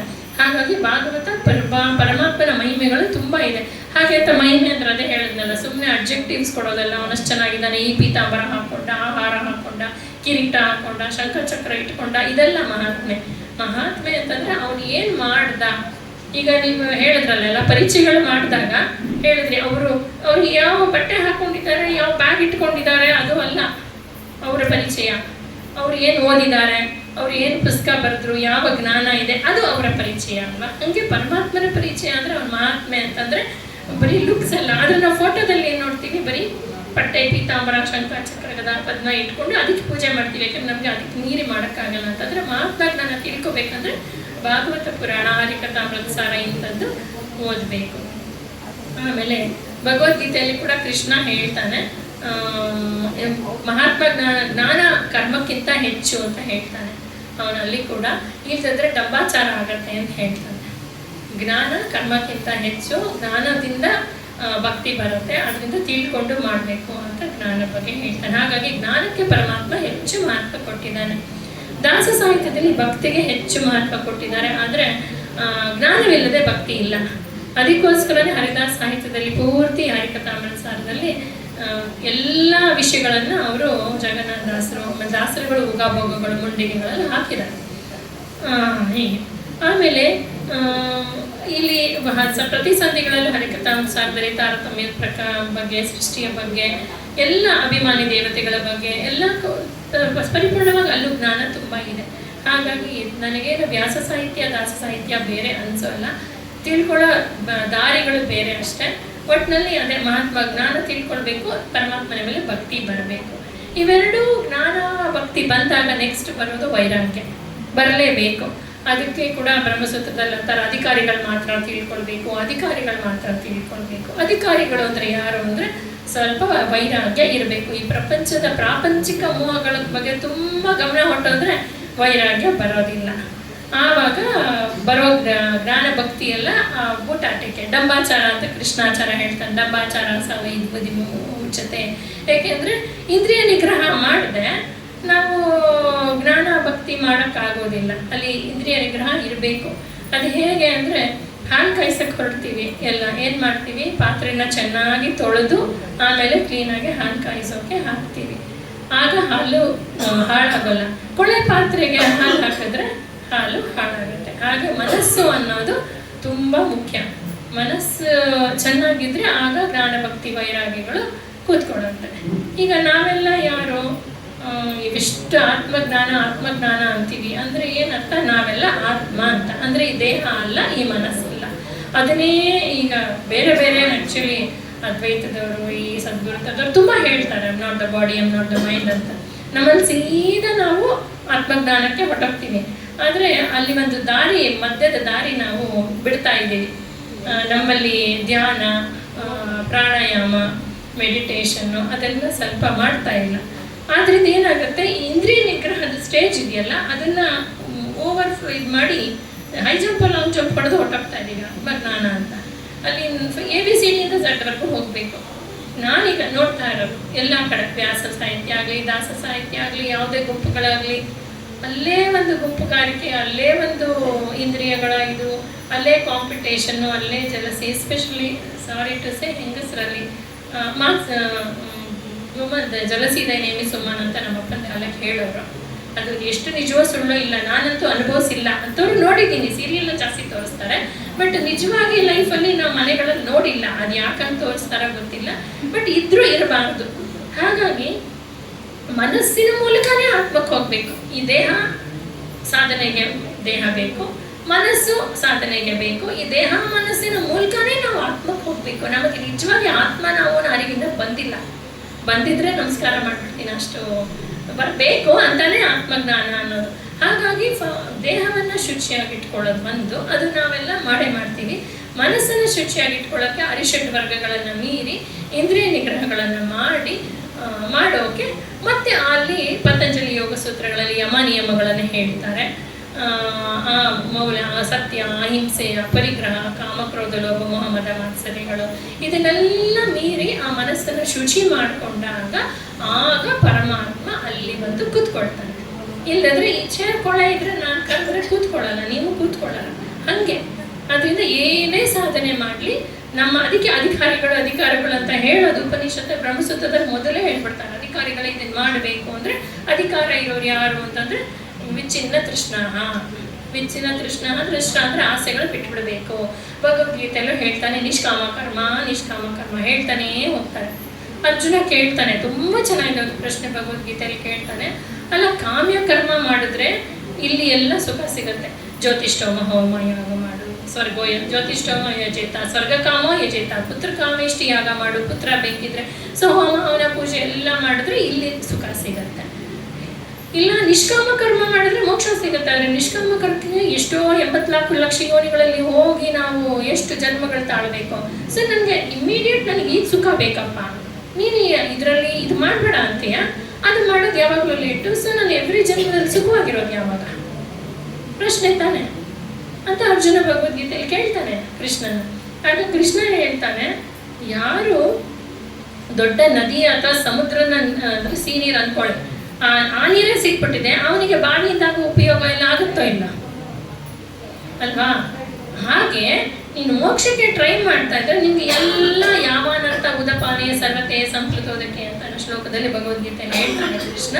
ನೀನು ದೊಡ್ಡದು ಮೋಕ್ಷಕ್ಕೆ ಪ್ರಯತ್ನ ಮಾಡಿದ್ರೆ ನಿನಗೆ ಪ್ರತಿ ಜನ್ಮದಲ್ಲೂ ಒಳ್ಳೆಯ ಕುಲದಲ್ಲಿ ಹುಟ್ಟಿಸಿ, ಒಳ್ಳೆಯ ಸಾಧು ಸಜ್ಜನರ ಕುಲದಲ್ಲಿ ಶ್ರೀಮಂತ ಕುಟುಂಬದಲ್ಲಿ ಹುಟ್ಟಿಸಿ ನಿನಗೆ ಸಾಧನೆ ಮಾಡಿಸ್ತೀನಿ, ಇದು ಜವಾಬ್ದಾರಿ ನಂದು ಅಂತ ಕೃಷ್ಣ. ಎಷ್ಟು ಕರುಣೆ ಅಲ್ವಾ? ಪುಟ್ಟ ಮಗುವನ್ನ ಕೈ ಹಿಡಿದು ಅಪ್ಪ ಅಮ್ಮ ಕರ್ಕೊಂಡು ಹೋಗ್ತಾರೆ, ನೀ ಬೀಳಲ್ಲ ಪುಟ್ಟ, ನಾನು ನಿನ್ನ ನೋಡ್ಕೋತೀನಿ, ನಾನು ಇದೀನಿ ನಿನಗೆ ಅಂತ ಹೇಳಿ ಕರ್ಕೊಂಡು ಹೋಗ್ತಾನಲ್ಲ, ಆ ರೀತಿ ಕೃಷ್ಣ ಭಗವದ್ಗೀತೆಯಲ್ಲಿ ಪ್ರತಿ ಶ್ಲೋಕದಲ್ಲಿ ಕೂಡ ಅವನು ಆಶ್ವಾಸನೆಯನ್ನು ಕೊಡ್ತಾ ಬರ್ತಾನೆ. ಅದು ಕೂಡ ಬ್ಯೂಟಿ. ಮಧ್ವಾಚಾರ್ಯರ ತಾತ್ಪರ್ಯ ನಿರ್ಣಯದಲ್ಲಿ ಗೀತಾಗೆ ಅವ್ರು ಕೊಟ್ಟಿರೋದ್ರಲ್ಲಿ ಹೇಗಿದೆ ಅಂದರೆ, ಪ್ರತಿ ಶ್ಲೋಕ ಆದ್ಮೇಲೆ ಇನ್ನೊಂದು ಶ್ಲೋಕ ಯಾಕೆ ಬರುತ್ತೆ ನಮ್ಗೆ ಗೊತ್ತಿಲ್ಲ, ಶ್ಲೋಕ ಅರ್ಥ ಓದ್ಬಿಡ್ತೀವಿ ನಾವು. ಆದರೆ ಮಧ್ವಾಚಾರ್ಯರ ತಾತ್ಪರ್ಯ ನಿರ್ಣಯದಲ್ಲಿ ಅವ್ರು ಪ್ರತಿ ಶ್ಲೋಕ ಆದಮೇಲೆ ಈ ಕ್ವಶನ್ ಏನಾದ್ರು ನಿಮಗೆ ಬಂದರೆ ಆವಾಗ ಏನು ಉತ್ತರ ಇರ್ಬೋದು ಅಂತ ಅವರೇ ಅಸ್ಯೂಮ್ ಮಾಡ್ಕೊಂಡ್ಬಿಟ್ಟು ನೆಕ್ಸ್ಟ್ ಶ್ಲೋಕ ನೋಡಿ, ಇವಾಗ ನಿಮ್ಗೆ ಈ ಕ್ವಶನ್ ಬರ್ಬೋದು, ಅರ್ಜುನನಿಗೆ ಬರ್ಬೋದು ಅಥವಾ ನಿಮಗೆ ಬರ್ಬೋದು, ಬಂದರೆ ಇದಕ್ಕೆ ಉತ್ತರ ಈ ನೆಕ್ಸ್ಟಲ್ಲಿ ಇದೆ ಅಂತ ನೆಕ್ಸ್ಟಲ್ಲಿ ತೋರಿಸ್ತಾರೋ. ಆ ಥರ ಡಾಟೆಡ್ ಲೈನ್ಸ್ ಎಲ್ಲಿ ಬರುತ್ತೆ ಅಲ್ಲಿ ಡಾಟೆಡ್ ಲೈನ್ ಇಲ್ಲ. ಮಧ್ವಾಚಾರ್ಯರ ಗೀತಾ ಭಾಷ್ಯ ತಾತ್ಪರ್ಯದಲ್ಲಿ ಕಂಟಿನ್ಯೂಸ್ ಆಗಿ ಅವರು ವಿವರಣೆ ಹೇಳ್ಕೊಂಡು ಬರ್ತಾರೆ. ಅದು ಎಷ್ಟು ಸೈಕಾಲಜಿಕಲಿ ಮನಃಶಾಸ್ತ್ರ ಅಂತೀವಲ್ಲ ಭಗವದ್ಗೀತೆಯಲ್ಲಿ, ಆ ಥರ ಇದೆ. ಹೀಗೆ ನಮ್ಮ ಶಾಸ್ತ್ರಗಳಲ್ಲಿ ತುಂಬಾ ತಿಳ್ಕೊಳ್ಳೋದಿದೆ. ಇದು 3 ನಾನು ಯಾಕೆ ಹೇಳ್ತಾ ಇದ್ದೀನಿ ಅಂದರೆ, ಈಗ ಬರೀ ಇಲ್ಲ ತುಂಬ ಮಡಿ ಮೇಲಿಗೆ ಆಚಾರ ವಿಚಾರಕ್ಕೆ ಇಂಪಾರ್ಟೆನ್ಸ್ ಆಗಿಬಿಟ್ಟಿದೆ, ಇಲ್ಲ ತುಂಬಾ ವಿಜೃಂಭಣೆ ಆಡಂಬರಗಳಿಗೆ ಇದಾಗಿದೆ. ಆದರೆ ನಿಜವಾದ ಜ್ಞಾನ ತಿಳ್ಕೊಂಡಾಗ ನಮ್ಮ ಸಿದ್ಧಾಂತ ಏನು ಅಂತ ಗೊತ್ತಾಗುತ್ತೆ. ಅದಕ್ಕೆ ಸ್ವಲ್ಪ ಶಾಸ್ತ್ರ ಗ್ರಂಥಗಳು ಓದಬೇಕು. ಕನ್ನಡದಲ್ಲಿ ಕೂಡ ಓದ್ಬೋದು, ಸಂಸ್ಕೃತಲ್ಲೇ ಓದಬೇಕು ಅಂತಿಲ್ಲ, ಎಲ್ಲ ಪುಸ್ತಕಗಳು ಟ್ರಾನ್ಸ್ಲೇಷನ್ ಬಂದ್ಬಿಟ್ಟಿದೆ ಇವಾಗ. ಹಾಗಾಗಿ ನಾನು ಅದೇ ಈ ಜ್ಞಾನಭಕ್ತಿ ವೈರಾಗ್ಯದ ಕಡಿಮೆ ಬಗ್ಗೆ ಹೇಳೋಕೆ ಹೊರಟೆ ನಾನು. ಹಾಗಾದರೆ ಪರಮಾತ್ಮನ ಬಗ್ಗೆ ತಿಳ್ಕೊಳ್ಬೇಕು ಅಂದರೆ ಮನಸ್ಸು ಶುದ್ಧ ಇರಬೇಕು. ಅದಕ್ಕೋಸ್ಕರ ಮೌಲ್ಯ ಶಿಕ್ಷಣ ಅಂತ ಒಂದು ಬೇಕೇ ಬೇಕು. ಈಗಂತೂ ಮೌಲ್ಯಗಳು ಕಡಿಮೆ ಆಗ್ತಾ ಇದೆ ಈಗಿನ ಮಕ್ಕಳಲ್ಲಿ, ಈಗಿನ ಜನ್ರೇಷನಲ್ಲಿ, ಎಸ್ಪೆಷಲಿ ಈಗಿನ ಹೆಣ್ಮಕ್ಳಲ್ಲಿ ನೀವು ಗಮನಿಸಿರ್ಬೋದು, ಮೌಲ್ಯ ಶಿಕ್ಷಣ ಕಡಿಮೆ ಆಗೋಗ್ತಾ ಇದೆ. ಅದಕ್ಕೆ ಇಲ್ಲಿ ಒಂದು ಪ್ರಮೇಯ ಶಿಕ್ಷಣ ಅಂತ ಒಂದು ಮಾಡಿದ್ದೀನಿ ನಾನು, ಇಂಗ್ಲೀಷಲ್ಲಿದೆ. ಇದು ಶಾಲಾ ಮಕ್ಕಳಿಗೆ ಮಾಡಿರೋದು ಮೌಲ್ಯ ಶಿಕ್ಷಣ ಅಂತ ಹೇಳಿಬಿಟ್ಟು. ಸೊ ಅದರಲ್ಲಿ ಎಲ್ಲ ಭಾಗವತ, ರಾಮಾಯಣ, ಮಹಾಭಾರತಗಳಿಂದನೇ ಕಥೆಗಳನ್ನು ತಗೊಂಡು ಸಣ್ಣ ಸಣ್ಣ ಕತೆ ಹುಡುಕಿ ತೆಗೆದು ಮೌಲ್ಯ ಶಿಕ್ಷಣವನ್ನು ಹೇಳ್ತಾ ಇದ್ದೀವಿ. ಮತ್ತು ಇವತ್ತಿಗೆ ಹೇಗೆ ಅದು ರಿಲೆವೆಂಟ್ ಆಗುತ್ತೆ ಅನ್ನೋದನ್ನು ಕೂಡ ನಾವು ಹೇಳ್ತಾ ಇದ್ದೀವಿ. ಅದನ್ನು ಒಂದಿಷ್ಟು ಪ್ಯಾಂಪ್ಲೆಟ್ಸ್ ಇರ್ತೀನಿ, ಎಲ್ಲರೂ ನೋಡಿ. ಅವ್ರು ಹೇಳಿದ್ರು ನೀವೇನು ಮಾಡ್ತಾ ಇದ್ದೀರಾ ಅದು ಎಲ್ಲ ಹೇಳಿ ಅಂತ. ಸೊ ರಾಮಾಯಣ ಮತ್ತು ಭಾಗವತದ ಪಾಠಗಳನ್ನು ಮಾಡ್ತಾ ಇದ್ದೀನಿ ನಾನು ಶನಿವಾರ ಭಾನುವಾರ. ಇನ್ನು ಮುಂದೆ ಮಧ್ವಾಚಾರ್ಯ ಗ್ರಂಥಗಳ ಪಾಠ ಮಾಡೋದು ಇದೆ, ಭಗವದ್ಗೀತೆ ಮುಂದೆ ಮಾಡೋ ಅಭಿಪ್ರಾಯ ಇದೆ. 1-2 ಸಲ ಎಲ್ಲ ಆಗಿ ಮುಗಿದಿದೆ, 1 ರೌಂಡ್, ಅದೆಲ್ಲ ಮಾಡ್ಬೋದು. ಇದಿಷ್ಟು ನಾನು ಹೇಳೋಕ್ಕೆ ಬಂದಿದ್ದ ವಿಷಯಗಳು. ಈಗ ಈ ಮಹಿಳೆಯರ ವಿಷಯದಲ್ಲಿ ಪಾಟೀಲ್ರು ಚೆನ್ನಾಗಿ ಮಾತಾಡಿದ್ರು. ಅದ್ರ ವಿಷಯದಲ್ಲಿ ಹೇಳ್ತೀನಿ, ನಮ್ಮ ಭಾರತೀಯ ಮಹಿಳೆಗೆ ಆ್ಯಕ್ಚುಲಿ ಯಾವಾಗೂ ಡಿಸ್ಕ್ರಿಮಿನೇಷನ್ ಇರಲಿಲ್ಲ. ಆದರೆ ಈಗ ಅದು ಜಾಸ್ತಿ ಆಗ್ತಾ ಇದೆ. ಯಾಕೆಂದರೆ ಮಹಿಳೆ ಏನು ಅಂತ ಅನ್ನೋದ್ರ ಮೇಲೆ ಮಹಿಳೆ ಅಥವಾ ಪುರುಷರ ಡಿಸ್ಕ್ರಿಮಿನೇಷನ್. ನಾವು ಸಮಾನತೆ ಅಂತ ಹೇಳ್ತೀವಲ್ಲ, ಆ ಸಮಾನತೆ ಅನ್ನೋ ಪದನೇ ತಪ್ಪು. ಸೃಷ್ಟಿಯಾಗಿರೋದೇ ಮಹಿಳೆ ಬೇರೆ ದಿಕ್ಕೋಸ್ಕರ, ಪುರುಷ ಬೇರೆ ದಿಕ್ಕೋಸ್ಕರ. ಅವನು ಮಾಡೋದೆಲ್ಲ ಇವಳು ಮಾಡಬೇಕು, ಅವನ ಥರಾನೇ ಇವಳು ಇರಬೇಕು ಅಂತ ಅಂದಾಗ ಸಮಾನತೆ, ಈಕ್ವಾಲಿಟಿ ಅನ್ನೋದು ವೆಸ್ಟರ್ನ್ ಕಲ್ಚರು. ಅವನು ಮಾಡಿದ್ದೆಲ್ಲ ಇವಳು ಯಾಕೆ ಮಾಡ್ಬೇಕು? ಈಗ ನಾವು ಯಾರನ್ನಾರು ಕಾಪಿ ಮಾಡ್ತೀವಿ ಅಂದ ತಕ್ಷಣ ನಮಗೆ ಕೀಳರಿಮೆ ಇದೆ ಅಂತ ಆಯಿತು ತಾನೆ, ಅಲ್ಲಿಂದ ಶುರು. ಸೊ ಹಾಗಾಗಿ ನಾವು ನಾವಾಗಿಯೇ ಮೇಲೆ ಉನ್ನತವಾಗಿ ಹೋಗಬೇಕು ಅನ್ನೋದು ಮಹಿಳೆಯದಾಗಿದ್ದಾಗ, ದ್ರೌಪದಿ ಯಾವತ್ತು ರಾಜ್ಯ ಆಗಬೇಕು ಯುಧಿಷ್ಠಿರನ ಬದಲು ಬಯಸಲೇ ಇಲ್ಲ. ಅವಳು 5 ಜನರಿಗೆ ಪಿಲ್ಲರ್ ಆಫ್ ಸ್ಟ್ರೆಂತ್ ಆಗಿ ನಿಂತಳು. ಮಹಾಭಾರತದಲ್ಲಿ ಸತ್ಯಭಾಮೆ ಮತ್ತು ದ್ರೌಪದಿಯ ಸಂಭಾಷಣೆ ಬರುತ್ತೆ. ಅದರಲ್ಲಿ ಸತ್ಯಭಾಮೆ ಕೇಳ್ತಾಳೆ, ಕಾಡಿಗೆ ಬರ್ತಾರೆ ಕೃಷ್ಣ ಸತ್ಯಭಾಮ. ಅವಾಗ ಕೇಳ್ತಾಳೆ, ನೀನು ಹೇಗೆ 5 ಜನನ ಸಂಭಾಳಿಸ್ತಾ ಇದೆಯಾ? ನೀನು ಹೇಳ್ದಂಗೆ ಕೇಳ್ತಾರೆ, ನಿನ್ನ ಜೊತೆ ಇಷ್ಟು ಪ್ರೀತಿಯಿಂದ ಇರ್ತಾರೆ ಅಂದಾಗ ಅವಳು ಪತಿವ್ರತ ಧರ್ಮದ ಬಗ್ಗೆ ಹೇಳ್ತಾಳೆ. ಅಲ್ಲಿ ಯಾವತ್ತು ಸೀತೆ ಆಮೇಲೆ ಸತ್ಯವಾನ್ ಸಾವಿತ್ರಿ ಕಥೆಯಲ್ಲಿ, ಸಾವಿತ್ರಿ ಕಥೆ ಏನು ಫೆಮಿನಿಸಮ್ ಕಥೆ ಅಲ್ಲ ಅದು. ನಾನು ವ್ರತಗಳು ಮಾಡುವಾಗ ಸುಮ್ಮನೆ ಓದ್ಬಿಡ್ತೀವಿ. ಅಲ್ಲಿ ಸತ್ಯವಾನ್ ಸಾವಿತ್ರಿ ಕಥೆಯಲ್ಲಿ ಸಾವಿತ್ರಿ ಯಮಧರ್ಮರಾಯನ ಹಿಂದೆ ಹೋಗ್ತಾ ಎಂಥ ಧರ್ಮದ ಮಾತುಗಳನ್ನು ಆಡ್ತಾಳೆ ಅಂದರೆ ಅದೆಲ್ಲ ನಾವು ಸತ್ಯವಾನ್ ಸಾವಿತ್ರಿ ಕಥೆಯಲ್ಲಿ ಬರೆದಿದ್ದೀವಿ 9th ಸ್ಟ್ಯಾಂಡರ್ಡ್ಗೆ. ಎಷ್ಟು ಜ್ಞಾನ ಇದ್ದವಳು, ರೆಸಿಲಿಯನ್ಸ್ ಅನ್ನೋ ಮೌಲ್ಯ. ಒಂಥರ ಛಲ ಬಿಡದ ತ್ರಿವಿಕ್ರಮ ಆ ಥರ ಅವಳು ಗಂಡ ಸಾಯ್ತಾನೆ ಗೊತ್ತಿದ್ರು, ತಂದೆ ತಾಯಿಗೆ ಮಾತ್ರ ಗೊತ್ತಿರುತ್ತೆ, ಅತ್ತೆ ಮಾವ ಗೊತ್ತಿರಲ್ಲ, ಗಂಡಂಗೂ ಗೊತ್ತಿರಲ್ಲ. ಹೋಗಿ ಗೆಲ್ತಾಳೆ, ಗೆದ್ದು ತಗೊಂಡು ಬರ್ತಾಳೆ ಅವನನ್ನು. ಈ ರೀತಿ ಮಹಿಳಾಮಣಿಗಳು ತುಂಬ ಪರಾಕ್ರಮಿಗಳು ನಮ್ಮಲ್ಲಿ ಇದ್ದವರು. ಆದರೆ ಆಮೇಲೆ ಯಾವಾಗ ಗಂಡಿನ ಥರ ಹೆಣ್ಣು ತುಡಿಬೇಕು ಅಂತ ಅಂದರೆ ಅವನ ಥರ ಹೊರಗಡೆ ಹೋಗಬೇಕು, ಅವನ ಥರ ಸಂಬಳ ತರಬೇಕು ಅಂದಾಗ ಆಗ ಅವನ ಥರ ಅವನ ಮಕ್ಕಳು ಹಿಡಿಯಲ್ಲ, ನಾನು ಮಕ್ಕಳು ಹಿಡಿಯಲ್ಲ ಅಂತ ಶುರು ಮಾಡ್ತಾರೆ. ಅವನಿಗಿರೋ ಸ್ವಾತಂತ್ರ್ಯ ನನಗೂ ಬೇಕು ಅಂತಾರೆ. ಅದು ಹಂಗಲ್ಲ. ಆ್ಯಕ್ಚುಲಿ ನಾನು ನೋಡಿರೋ ಹಾಗೆ ನಮ್ಮ ಎಲ್ಲ ಮನೆಗಳಲ್ಲಿ ಹೆಂಗಸರದೇ ನಡೆಯೋದು. ಏನಮ್ಮ ಹೊರಗೆ ಗಂಡಸರು ನಡೆಯತ್ತೆ ಅಲ್ವಾ? ಗಂಡಸರು ವಾಟ್ಸಪ್ಪಲ್ಲಿ ಜೋಕ್ಗಳು ಮಾಡೋರ್ಗೂ ಬಂದ್ಬಿಟ್ಟಿದೆ. ಅದೇ ಯಾವಾಗಲೂ ಹೆಂಡ್ತಿರು ಹೇಳ್ದಂಗೆ ಕೇಳಬೇಕು ಅನ್ನೋ ಹಾಗೆ ಹೆಂಡ್ತಿರು ಜೋಕ್ ಮಾಡೋದು ನೋಡೇ ಇಲ್ಲ ನಾನು ವಾಟ್ಸಪ್ ಗ್ರೂಪ್ಸಲ್ಲೇ. ಗಂಡಸರು ಮಾಡ್ತಾರೆ. ಯಾಕೆ ಅಂದರೆ ಸುಮ್ಮನೆ ಹೇಳೋದು ಹೊರಗಡೆ ಗಂಡಸರದು, ಮನೆ ಒಳಗೆಲ್ಲ ಮಹಿಳೆಯರದೇ ನಡೆಯೋದು ಎಲ್ಲ ನನಗೆ ಗೊತ್ತಿರಂಗೆ. ಅದರಿಂದ ಅದನ್ನು ಯಾಕೆ ನಡೆಯುತ್ತೆ ಅಂದರೆ ಮಹಿಳೆಯಾಗಿ ಉಳಿದಾಗ ನಡೆಯುತ್ತೆ. ಅವಳ ಇಲ್ಲದೆ ಹಬ್ಬ ಆಗಲ್ಲ, ಅವಳಿಲ್ಲದೆ ಹೋಮ ಹವನ ಆಗಲ್ಲ, ಅವಳಿಲ್ಲದೆ ಪೂಜೆ ಆಗಲ್ಲ, ಅವಳಿಲ್ಲದೆ ಮಕ್ಕಳು ಹಡಿಯೋಕ್ಕಾಗಲ್ಲ, ಅವಳಿಲ್ಲದೆ ಮಕ್ಕಳು ಬೆಳೆಸೋಕ್ಕಾಗಲ್ಲ. ಅವರೊಬ್ಬರು ಏನು ಮಾಡ್ತಾರೆ? ಆದರೆ ನಾವು ಇದೆಲ್ಲ ಮಾಡಲ್ಲ ಅಂದಾಗ ಮತ್ತೆ ಬಿಡ್ತು. ನಾವು ಇದೆಲ್ಲ ಮಾಡಿದ್ರೇ ಆಗ ಮಹಿಳೆಗೊಂದು ಗೌರವ ಅಲ್ವಾ? ಮನೆಯಲ್ಲಿ ಸಂಸ್ಕೃತಿ, ಪರಂಪರೆ, ಹಬ್ಬ ಹರಿದಿನಗಳು, ದಾನ ಧರ್ಮಗಳು, ಹೋಮ ಹವನಗಳು, ಹಿರಿಯರು ನೋಡ್ಕೊಳ್ಳೋದು, ಮಕ್ಕಳನ್ನ ನೋಡ್ಕೊಳ್ಳೋದು, ಸಂಪ್ರದಾಯ ಪರಂಪರೆ ಎಲ್ಲ ನಮ್ಮದು, ನಮ್ಮಿಂದಾನೇ ನಡೆಯೋದು, ಮಹಿಳೆಯರಿಂದಾನೇ ನಡಿಬೇಕಾಗಿರೋದು. ಅದಿಲ್ಲದೆ ಯಾವುದು ಆಗಲ್ಲ. ಈಗೆಲ್ಲ ಸ್ವಿಗ್ಗಿ ಝೊಮ್ಯಾಟೊ ಇಂದ ಬರೋ ಹಬ್ಬ ಮಾಡ್ಬಿಟ್ಟು ಹಳ್ಳಿ ತಿಂಡಿ ಕೊಟ್ಟೋಗ್ತಾರೆ, ಅದು ಹಬ್ಬ ಆಗಲ್ಲ. ಮನೆಯಲ್ಲಿ ಲಕ್ಷ್ಮಣ ಹೆಂಗಸರು ಮಾಡಿದ್ರೇನೆ ಆ ವಾತಾವರಣ, ನೆಂಟರಿಷ್ಟು ಬರೋದು ಎಲ್ಲ ಮಹಿಳೆಯರು. ಗೃಹಿಣಿ ಗೃಹ ಮುಚ್ಚುತ್ತೆ, ಗೃಹಿಣಿ ಇದ್ರೆ ಗೃಹ ಅನ್ಸ್ಕೊಳ್ಳೋದು. ಆದ್ರೆ ನಾವು ಅದನ್ನೇ ಬಿಟ್ಬಿಟ್ಟು ಆಮೇಲೆ ಅವ್ರ ಜೊತೆ ಅವ್ರು ಮಾಡೋದನ್ನ ಮಾಡಿ ಕಾಂಪಿಟೇಷನ್ ಮಾಡಿ ನಮಗೆ ಸಮಾನತೆ ಇಲ್ಲ ಅಂದ್ರೆ ನಾವು ಅವ್ರದ್ದು ಯಾಕೆ ಮಾಡ್ಬೇಕು, ನಾವು ನಮ್ಮದು ಮಾಡೋಣ ಅಲ್ವಾ? ಇದು ನನ್ನ ಅಭಿಪ್ರಾಯ. ಅದನ್ನ ಈಗಿನ ಹೆಣ್ಮಕ್ಳಿಗೆ ಹೇಳ್ಬೇಕು, ಓದು, ಬರೀ ಏನಾದ್ರೂ ಮಾಡು, ನಮ್ಮತ್ತ ನಮ್ಮನ್ನ ಬಿಡ್ಬೇಡ. ಹೆಣ್ಣಾಗಿರೋದನ್ನ ಬಿಡದೆಂದಾಗ ಗಂಡು ಅವಳಿಗೆ ತಲೆ ಬಾಗ್ತಾನೆ. ಹೆಣ್ಣು ಗಂಡ ಆಗಕ್ಕೆ ಹೊರಟ್ರ ಆಗ ನಾನ್ ಮಾಡೋದನ್ನ ಮಾಡ್ತಿದ್ಯಾ, ನಾನ್ ಮಾಡೋದನ್ನ ನಿನಗಿನ್ ಚೆನ್ನಾಗಿ ನಾನೇ ಮಾಡ್ತೀನಿ, ಸಿಲಿಂಡರ್ ಎತ್ತಕ್ಕ ಅವಳೇ ಬೇಕಾ, ಅವನೇ ಬರ್ತಾನೆ. ಅದೆಲ್ಲ ನಮಗ್ ಬೇಕಾಗಿರೋದು. ಹೆಣ್ಣು ಮಾಡೋದನ್ನ ಚೆನ್ನಾಗಿ ನಾವು ಮಾಡ್ಬೇಕು. ಅವಾಗ ಇಂಟರ್ ಡಿಪೆಂಡೆನ್ಸಿ ಇರುತ್ತೆ, ಮ್ಯೂಚುವಲ್. ಪರಮಾತ್ಮ ಕೂಡ ಪ್ರಕೃತಿಗೆ ಲಕ್ಷ್ಮಿಯನ್ನ ತಗೊಂಡು ಅವನೇ ಮಾಡ್ಬೋದಿತ್ತು, ಆದ್ರೂ ತಗೊಳ್ಳಿಲ್ಲ. ಜಡ ಪ್ರಕೃತಿ ಅವ್ಯಕ್ತ ನಾಮ ಪಕ್ಕ ಪರಮಾತ್ಮ ಅವಳು. ಲಕ್ಷ್ಮೀದೇವಿ ಅವ್ಯಕ್ತ ತತ್ವಕ್ಕೆ ಅಭಿಮಾನಿ ದೇವತೆ ಅವಳು. ಅವಳ ಸಹಾಯ ತಗೊಂಡು ಅವಳಲ್ಲಿ ತನ್ನ ಯೋನಿಯಲ್ಲಿ ಅವಳ ಗರ್ಭದಲ್ಲಿ ಪ್ರಪಂಚನ ಸೃಷ್ಟಿ ಮಾಡಿದ್ರು. ಹೀಗೆ ನಾವು ನಮ್ಮತನವನ್ನ ಮಹಿಳೆಯರು ಉಳಿಸ್ಕೊಂಡಾಗ ಆಗ ನಾವಾಗಿ ಇರ್ಲಿಕ್ಕೆ ಸಾಧ್ಯ. ತುಂಬಾ ಒಳ್ಳೆಯ ಕೆಲಸವನ್ನ ಮಾಡ್ತಾ ಇದ್ದೀರಾ ಮೈತ್ರೇಯಿ ಹರಿದಾಸ್ ಸಾಹಿತ್ಯದವರು. ನಿಮಗೆ ಅನಂತ ಅಭಿನಂದನೆಗಳು. ಹೀಗೆ ಚೆನ್ನಾಗಿ ಕೆಲಸ ಮಾಡಲಿ, ಎಲ್ಲ ಚೆನ್ನಾಗಾಗಲಿ ಅಂತ ದೇವರಲ್ಲಿ ಪ್ರಾರ್ಥನೆ ಮಾಡ್ತೇನೆ. ಎಲ್ಲರಿಗೂ ಧನ್ಯವಾದಗಳು. ನನಗೆ ಕರೆದಿದ್ದಕ್ಕೆ ಎರಡು ಮಾತಾಡ್ಲಿಕ್ಕೆ ಅವಕಾಶ ಕೊಡ್ತೀನಿ. ಧನ್ಯವಾದ.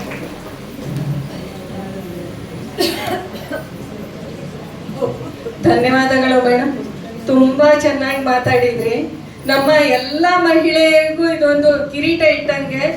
ಎಲ್ಲ ಮಹಿಳೆಯರಿಗೂ ಮಹಿಳೆಯರ ಮಹತ್ವ ಏನು ಅನ್ನೋದನ್ನ ಇನ್ನೊಂದ್ಸತಿ ತಿಳಿಸಿ ಹೇಳಿದ್ರಿ. ಗೃಹಿಣಿ ಗೃಹ ಮುಚ್ಚತೆ ಅಂತಾರಲ್ಲ, ಗೃಹ ಮುಚ್ಚತೆ ಅನ್ನೋದೇ ಎಷ್ಟು ವಿಶೇಷ ಅನ್ನೋದು ಇಲ್ಲಿ ಮೇಡಮ್ ಅವರು ನಮಗೆ ತಿಳಿಸಿ ಹೇಳಿದ್ರು. ಅವರು ಆನ್ಲೈನ್ ಕ್ಲಾಸ್ಗಳನ್ನ ಮತ್ತೆ ಸರ್ವಮೂಲ ಪಾಠಗಳು, ಮೂಲ ಭಗವದ್ಗೀತೆ, ಮಹಾಭಾರತ, ರಾಮಾಯಣಗಳ ಪಾಠಗಳನ್ನ ಹೇಳ್ತಾನೆ ಅಂತ ಹೇಳ್ತಾರೆ. ಆ ಆನ್ಲೈನ್ ಕ್ಲಾಸ್ಗಳಿಗೆ ನಾವೆಲ್ಲ ಸೇರೋದಕ್ಕೆ ಎಷ್ಟು ಉತ್ಸುಕರಾಗಿದ್ದೀವಿ ಅಂದ್ರೆ, ನಮ್ಮ ಗೌರವಾಧ್ಯಕ್ಷರು ಅಷ್ಟು ಹಿರಿಯರು, ಅವ್ರು ಹೇಳಿದ್ರು ಮೊದಲು ನಿನ್ಗಿಂತ ನನ್ನ ಮೊದಲು ಅಡ್ಮಿಷನ್ ಮಾಡಿಸೋ, ಆಮೇಲೆ ನೀನು ಸೇರ್ಕೋ ಅಂತ ಹೇಳಿದ್ರು. ಅಷ್ಟು ಉತ್ಸುಕರಾಗಿದ್ದೀವಿ. ತುಂಬಾ ಚೆನ್ನಾಗಿ ಮಾತಾಡಿದ್ರಿ ಮೇಡಮ್, ತುಂಬಾ ಧನ್ಯವಾದಗಳು. ಇದೇ ರೀತಿ ನಮ್ಮ ಮಹಿಳಾ ಹರಿದಾಸ ಟ್ರಸ್ಟ್ಗೆ ನಿಮ್ಮ ಸಹಕಾರನೂ ಇರಲಿ. ಇದೀಗ ನಾವು ಮೇಡಮ್ ಅವರ ಪುಸ್ತಕವನ್ನ ಬಿಡುಗಡೆ ಮಾಡಿದ್ವಿ, ಉಗಾಭೋಗಗಳ ಪುಸ್ತಕ. ಅದರಲ್ಲಿ ಕೆಲವು ಉಗಾಭೋಗಗಳಿಗೆ ಇಂಗ್ಲಿಷ್ ಅನುವಾದವನ್ನ ಮಾಡಿದಂತಹ ಶ್ರೀ ರವೀಂದ್ರ ಕುಷ್ಟಗಿ ಅವರು ನಮ್ಮ ಜೊತೆಗಿದ್ದಾರೆ. ಅವರಿಗೊಂದು ಸಣ್ಣ ಗೌರವ ಸಮರ್ಪಣೆ ಮಾಡಬೇಕು ಅಂತ ನಮ್ಮ ಉದ್ದೇಶ. ಆದ್ರಿಂದ ಅವರು ವೇದಿಕೆಗೆ ಬರಬೇಕು ಅಂತ ಕೇಳ್ಕೊತೀನಿ. ಶ್ರೀ ರವೀಂದ್ರ ಕುಷ್ಟಗಿ ಅವರು ವೇದಿಕೆಗೆ ಬರಬೇಕು.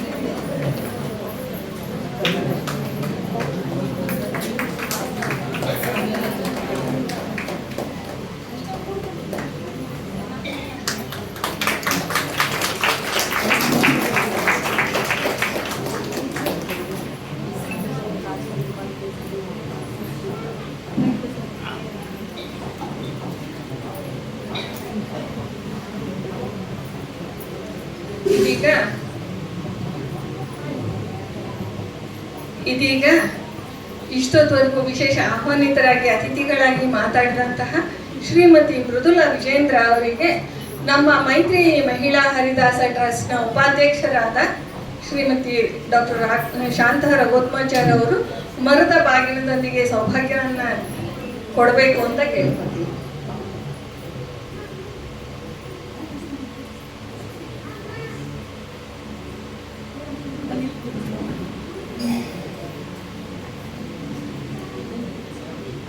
ಇದರ ಜೊತೆಗೆ ನಾವು ಈಗ ಮೈತ್ರಿ ಮಹಿಳಾ ಹರಿದಾಸ ಟ್ರಸ್ಟ್ನಿಂದ 13 ಜನರಿಗೆ ವಿಶೇಷ ಸಾಧಕರು ಅಂತ ಈ ವರ್ಷ ಪ್ರಶಸ್ತಿಯನ್ನ ಗುರುತಿಸಿದೀವಿ. ಅದರ ಮೊದಲ ಹಂತದಲ್ಲಿ 3 ಜನರಿಗೆ, ಒಟ್ಟು 5 ಜನರಿಗೆ ಈಗ ಬೆಳಗಿನ ಕಾರ್ಯಕ್ರಮದಲ್ಲಿ ಸನ್ಮಾನವನ್ನ ನೆರವೇರಿಸಬೇಕು ಅಂತ ನಮ್ಮ ಉದ್ದೇಶ ಆಗಿತ್ತು. ಅದರಲ್ಲಿ ಅನಾರೋಗ್ಯದ ಕಾರಣದಿಂದ ಡಾಕ್ಟರ್ ರೇಖಾ ಕಾಕಂಡ್ಕಿ ಅವರಾಗ್ಲಿ, ಡಾಕ್ಟರ್ ಜಯಲಕ್ಷ್ಮಿ ಮಂಗಳಮೂರ್ತಿ ಅವರಾಗ್ಲಿ ಇವತ್ತಿನ ಕಾರ್ಯಕ್ರಮಕ್ಕೆ ಹಾಜರಾಗೋದಕ್ಕೆ ಆಗಿಲ್ಲ. ಆದ್ದರಿಂದ ಡಾಕ್ಟರ್ ವನಜಾ ನರಸಾಪುರ ಅವರು, ಡಾಕ್ಟರ್ ಶೈಲಜಾ ಕೊಪ್ಪರ್ ಅವರು ಹಾಗೂ ಡಾಕ್ಟರ್ ಶೀಲಾ ದಾಸ್ ಅವರು ಈಗ ಬೆಳಗಿನ ವಿಭಾಗದಲ್ಲಿ ಪ್ರಶಸ್ತಿ ವಿಜೇತರು. ಆದ್ದರಿಂದ ಅವರನ್ನ ಆದರ ಪೂರ್ವಕವಾಗಿ ವೇದಿಕೆಗೆ ಆಹ್ವಾನಿಸ್ತಾ ಇದ್ದೀನಿ. ಬರಬೇಕು ಮೇಡಮ್. ಡಾಕ್ಟರ್ ಶೈಲಜಾ ಕೊಪ್ಪರ್ ಅವರು, ಡಾಕ್ಟರ್ ವನಜಾ ನರಸಾಪುರ್ ಅವರು, ಡಾಕ್ಟರ್ ಶೀಲಾ ದಾಸ್ ಅವರು ವೇದಿಕೆಗೆ ಬರಬೇಕು.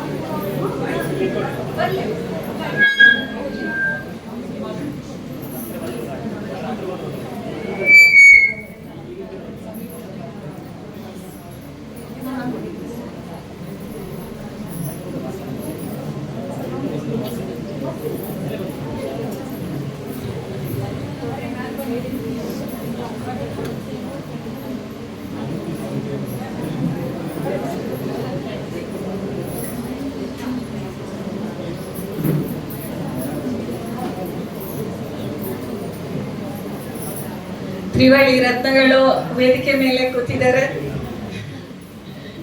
ಅವರ ವಿಶೇಷ ಸಾಧನೆಯನ್ನ ಗುರುತಿಸಿ ನಮ್ಮ ಮೈತ್ರೇಯಿ ಮಹಿಳಾ ಹರಿದಾಸ ಟ್ರಸ್ಟ್ ಇವರಿಗೆ ವಿಶೇಷ ಸನ್ಮಾನವನ್ನ ಮಾಡ್ತಾ ಇದ್ದಾರೆ.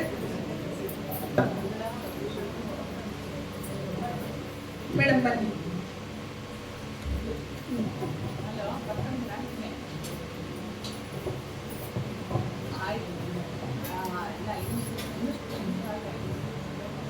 ಎಲ್ಲರಿಗೂ ನಮಸ್ಕಾರ.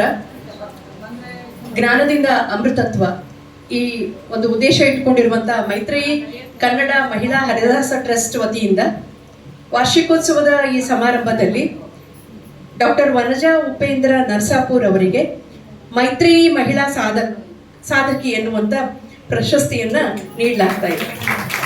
ಡಾಕ್ಟರ್ ವನಜಾ ಉಪೇಂದ್ರ ನರಸಾಪುರ್ ಇವರು ವೃತ್ತಿಯಿಂದ ವೈದ್ಯರು, ಪ್ರವೃತ್ತಿಯಿಂದ ಆಧ್ಯಾತ್ಮಿಕ ಚಿಂತಕರು. ವೇದಮೂರ್ತಿ ಶ್ರೀ ಮಧ್ವಾಚಾರ್ಯ ಮೊಕಾಶಿ ಅವರಲ್ಲಿ ಸರ್ವಮೂಲ ಗ್ರಂಥಗಳ ಅಧ್ಯಯನ ಮಾಡಿದ್ದಾರೆ. 2016ರಲ್ಲಿ ಶ್ರೀ 1008 ಶ್ರೀ ವಿಶ್ವೇಶತೀರ್ಥ ಶ್ರೀಪಾದಂಗಳವರು ಪೇಜಾವರ ಮಠ ಉಡುಪಿ ಇವರಿಂದ ಶ್ರೀ ಕೃಷ್ಣ ವಿಠಲ ಅಂಕಿತ ಸ್ವೀಕಾರ ಮಾಡಿದ್ದಾರೆ. ಈ ಅಂಕಿತದಿಂದ 2000 ಕೀರ್ತನೆ, ಸುಳಾದಿ, ಉಗಾಭೋಗ, ಮುಂಡಿಗೆ, ದೀರ್ಘಕಾವ್ಯಗಳನ್ನು ರಚಿಸಿದ್ದಾರೆ. ಇವರ ಕೀರ್ತನೆಗಳನ್ನು ಆಧರಿಸಿ 2 ಧ್ವನಿ ಮುದ್ರಿಕೆಗಳು ಹೊರಬಂದಿವೆ. ದಾಸ ಸಾಹಿತ್ಯ, ಭಾಗವತ, ಭಗವದ್ಗೀತೆ, ರಾಮಾಯಣ, ಮಹಾಭಾರತ ಈ ವಿಷಯಕ್ಕೆ ಸಂಬಂಧಿಸಿದಂತೆ ಸುಗುಣಮಾಲ, ಸತ್ಯಾತ್ಮ ತತ್ವವಾದ ಈ ಪತ್ರಿಕೆಗಳಲ್ಲಿ ಇವರ ಲೇಖನಗಳು ಪ್ರಕಟವಾಗಿವೆ. ಇವರ ವಿವಿಧ ಕಾರ್ಯಕ್ರಮಗಳನ್ನು ಅಂತರ್ಜಾಲದ ಮುಖಾಂತರ ವಿದ್ವತ್ಪೂರ್ಣ ಉಪನ್ಯಾಸವನ್ನ ನೀಡಿದ್ದಾರೆ. ದಾಸ ಸಾಹಿತ್ಯ ಸೌರಭದ ವತಿಯಿಂದ ದಾಸ ಚಿಂತಾಮಣಿ ಪದವಿಯನ್ನು ಕೂಡ ಇವರು ಪಡೆದಿದ್ದಾರೆ. ಇವರ ಸಾಧನೆಯನ್ನ ಗುರುತಿಸಿ TTDಯವರು ತಿರುಪತಿಯ ಶ್ರೀ ಪುರಂದರ ಅನುಗ್ರಹ ಪ್ರಶಸ್ತಿ ನೀಡಿ ಗೌರವಿಸಿದ್ದಾರೆ. ಇವರು ದಾಸ ಸಾಹಿತ್ಯಕ್ಕೆ, ಸನಾತನ ಸಂಸ್ಕೃತಿಗೆ ನೀಡಿದ ಅನುಪಮ ಕೊಡುಗೆಯನ್ನು ಗೌರವಿಸಿ ಮೈತ್ರೇಯಿ ಕನ್ನಡ ಮಹಿಳಾ ಹರಿದಾಸ ಟ್ರಸ್ಟ್ ವತಿಯಿಂದ ಮೈತ್ರೇಯಿ ಮಹಿಳಾ ಸಾಧಕಿ ಎಂಬ ಪ್ರಶಸ್ತಿಯನ್ನು ನೀಡಿ ಇವತ್ತು ಗೌರವಿಸಲಾಗುತ್ತಿದೆ.